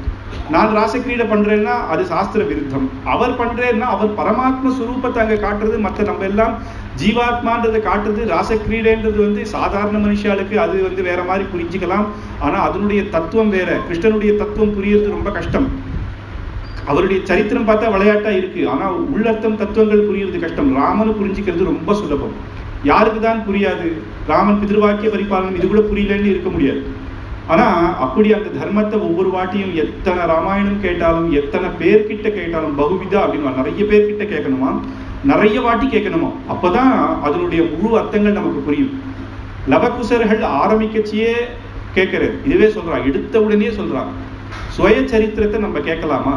இதுதான் ஒரு கேள்வி. சுய சரித்திரத்தை எப்பயுமே நம்மள ஒருத்தர் புகழ்றான்னா உடனே எங்க ஆச்சாரியனுடைய அனுகிரகம், பெருமாளுடைய அனுகிரகம்னு மாத்தி விட்டுருவா பெரியவா. சுயமா புகழும் போது கேட்கக்கூடாது, அது அகங்காரத்தை உண்டாக்கும். அப்ப ராமர் லவகுசர்களை வச்சு தன்னுடைய சரித்திரத்தை கேட்கிறேன்னா ஆரம்பத்திலேயே பார்த்தோம், ராமாயணம்ன்றது பக்த சரித்திரம் தான். அதுவும் சீதாயா சரித்தம் மகத்து அப்படின்னு இது பூர்த்தியாவே சீதாதேவியினுடைய சரித்திரம் தான். சீதைக்காக தான் ராமர் மெனக்கெட்டு இருக்கார். அதனால இது சீதாயா சரித்தம் மகத்து. ஒரு சின்ன கதை வரும், இது ஆச்சரியமா இருக்கும். தர்மராஜர் 8 நாள் சண்டை ஆயிடுச்சு. 8 நாள் சண்டையிலையும் அந்த கௌரவ பட்சத்துல யாரும் பெரியவா யாருமே மரணம் வரல. உடனே அவர் கோபம் வந்துச்சு. இந்த அர்ஜுனன் சும்மா காண்டீபத்தை காட்டி நான் தான் வீரன் வீரன்னு சொல்றான், ஒருத்தரையும் அடிக்கல அப்படின்னு திட்டிடுறாரு. உடனே அர்ஜுனனுக்கு கோபம் வந்துருச்சு. நேர தர்மராஜரையே நான் வதம் பண்றேன்னு கிளம்பிட்டான். ஏன்னா அவன் ஒரு சபதம் பண்ணிருக்கான், யார் ஒருத்தன் என்னுடைய காண்டீபத்தை பத்தி தப்பா பேசினாலோ அவளை நான் வதம் பண்ணிடுவேன். இப்ப அவனுடைய அந்த சபதத்தை நிறைவேற்றணும். அப்ப கிருஷ்ணர் ஓடி வர்றாரு. என்னடா பண்ற அப்படின்னா, அண்ணாவை நான் அடிக்க போறேன். ஏன் அப்படின்னா, அண்ணா என்னுடைய காண்டீபத்தை பத்தி தப்பா பேசினான். உடனே ஒரு ஓலைச்சூடி எடுத்து கொடுத்து இதை படி அப்படிங்கிறது. அதுல தர்மராஜரை பத்தி திட்டி கேவலமா எழுதியிருக்கு. தன்னுடைய தர்ம பத்தினியே வச்சு சூதாடினான் அப்படின்னு எல்லாம் எழுதி அதை பார்த்து அவன் சந்தோஷப்பட்டான். அப்ப உடனே சொன்னாரா, நீ உன் அண்ணாவை கொன்னுட்டேன்னு தான் அர்த்தம். கொன்னணும்னா கத்தியை வச்சு கொலை பண்ணணும்னு அவசியம் இல்லை. மனசால ஒருத்தனை நீ தப்பா நினைச்சு இன்னொருத்தனுக்கு அவனை பத்தி தப்பா சொல்லி இவன் இப்படி இருந்தான் அவன் அப்படி இருந்தான்னு சொல்றதே மகா பாவம் தான். அதனால நீ எப்போ இதை நீ பண்ணியோ அதை பார்த்து நீ சந்தோஷமா ஏத்துக்கியோ, நீயே உன் அண்ணாவை கொன்னா மாதிரி தானே. உடனே போனானா அக்னி பிரவேசம் பண்ண போனான். ஏன்னா அவன் இன்னொரு சபதம் பண்ணியிருக்கான், தர்மராஜரை யாராவது கொன்னா அவனை நான் கொண்டுவேன் அப்படின்னு. இப்ப தர்மராஜரை இவன் கொண்டுட்டார் கிருஷ்ணன் சொன்னது பார்த்து. அதனால நான் அக்னி பிரவேசம் பண்ண போறேன் அப்படின்னு போறான். உடனே கிருஷ்ணர் சொல்றாரு, என்னடா நீ மரியாதையா சொல்லி என்னென்ன சபதம்லாம் நீ பண்ண லிஸ்ட் பண்ணு, நீ ஏன் இப்படி படுத்துற நடுவில் அப்படின்னு. உடனே அர்ஜுனன் சொன்னா, இந்த மாதிரி தர்மராஜாவை யார் வதம் பண்றாளோ அப்படின்னு உடனே அப்போ நான் என்ன வதம் நான் அதனால நானே செத்து போகணும் அப்படின்னு அவன் அக்னி பிரவேசம் பண்ணுறான்னு இப்போ ஒரு ஓலைச்சுடி எடுத்து இதை படிடா அப்படின்னு. அர்ஜுனன் மாதிரி மகாவீரன் கிடையாது, அர்ஜுனன் மாதிரி கம்பீரமானவன், சிவபெருமானியே ஜெயிச்சவன், பாசுபதாஸ்திரத்தையே வாங்கிறவன் கம்பீரமா என்னை பற்றி என்ன எழுதியிருக்கான்னு பார்த்தியா, எப்போ உன்னை பற்றி நீயே நினச்சி உன்னுடைய ஆத்ம கதையை நீ படிச்சியோ அன்றைக்கே நீ உன்னை கொண்டா மாதிரி தான். அகங்காரம் ஏறுறது ஒரு சைடு, அதனால நீ கவலைப்படாத போ அப்படின்னாரான். இது சின்ன உதாரணம். எதுக்கு அப்படின்னா தன்னுடைய பற்றி தன்னே பேசக்கூடாது, ராமர் ஏன் கேட்டார் அப்படின்றதுக்கு என்னன்னா இது வந்து பக்த சரித்திரம் தான் பூர்த்தியா தர்மம். சீதாயா சரித்தம் மகத்தின்னு சீதையை விட்டு இல்லாததுனால இந்த இதை அவர் பூர்த்தியாக லவகுசர்கள் மூலமாக கேட்டார் அப்படின்னு. நவாகம் அப்படின்றது அவளுக்கு பட்டாபிஷேக பரியந்தம் தான். அப்படி இதெல்லாம் சொல்லி மேற்கொண்டு இந்த ராஜ்யத்தை பண்ணா அப்படின்னு இந்த தர்மம், இந்த பாரத தேசம் எப்பயுமே சுபீக்ஷமாக இருக்கணும் அப்படின்னும். அதுக்கப்புறம் பலஸ்ருதி சொல்றேன். வால்மீகி மகரிஷி சொல்லும் பொழுதே குடும்ப விருத்திகி தனதானிய விருத்திகி அப்படின்னு முக்கியம் சுகமஸ்துத அப்படின்னு. குடும்ப விருத்தி தனதானிய விருத்தி எல்லாம் மட்டும் இல்லை, முக்கியமா சுகம். இந்த ராமாயணத்தை யார் படிக்கிறாளோ கேட்கிறாளோ அவாவாளுடைய இது அதை பாராயணமாக பண்றாளோ இல்லை ராமனுடைய சன்னதியில கைங்கரியம் பண்றாளோ எது நமக்கு எதால முடியுமோ அதை பண்ணணும். ஸ்ருத்வா புவி அப்படின்னு இதை வந்து கேட்டவர்களுக்கு இந்த பூமியே இந்த மண்டலங்கள் நம்ம இங்க பண்றதுனால தேவலோகத்துக்கே சௌக்கியம் ஏற்படும். ஏன்னா நம்மளுடைய தபசு தான் தேவர்களை இது பண்றது அப்படின்னு. ஆயுஷ்யம் ஆரோக்கியம் அப்படின்னு புத்தி பயம் எல்லாம் அப்படியும் இருந்து கடைசியா பக்தி தர்மம் இது அத்தனையும் நமக்கு தெரியும் அப்படின்றதுனால அந்த பக்தி எப்பயுமே பகவான் அப்படின்னு இகத்திலையும் பரத்திலையும் பகவத் கைங்கரியமே அப்படின்னும் தர்ம மார்க்கத்தில் இருக்கணும் அப்படின்றது இந்த ராமாயணம் சொல்லி தருது அப்படின்றதுனாலையும் எப்பேற்பட்ட காவியங்களையும் ஆதி காவியமான ராமாயணத்துக்கு மிஞ்சின காவியம் எதுவும் கிடையாது. அத்தனை தர்மங்களும் நமக்கு அவ்வளவு சுலபமாக வால்மீகி மகரிஷி கொடுத்தே. அந்த வால்மீகி மகரிஷி வழியில எத்தனையோ ராமாயணங்கள் நமக்கு அனுகிரகம் பண்ணியிருக்கா. அதனால இப்பேற்பட்ட நமக்கு அப்படின்னா நம்ம பரதனுடைய பட்டாபிஷேகத்திலே பார்த்தோம்.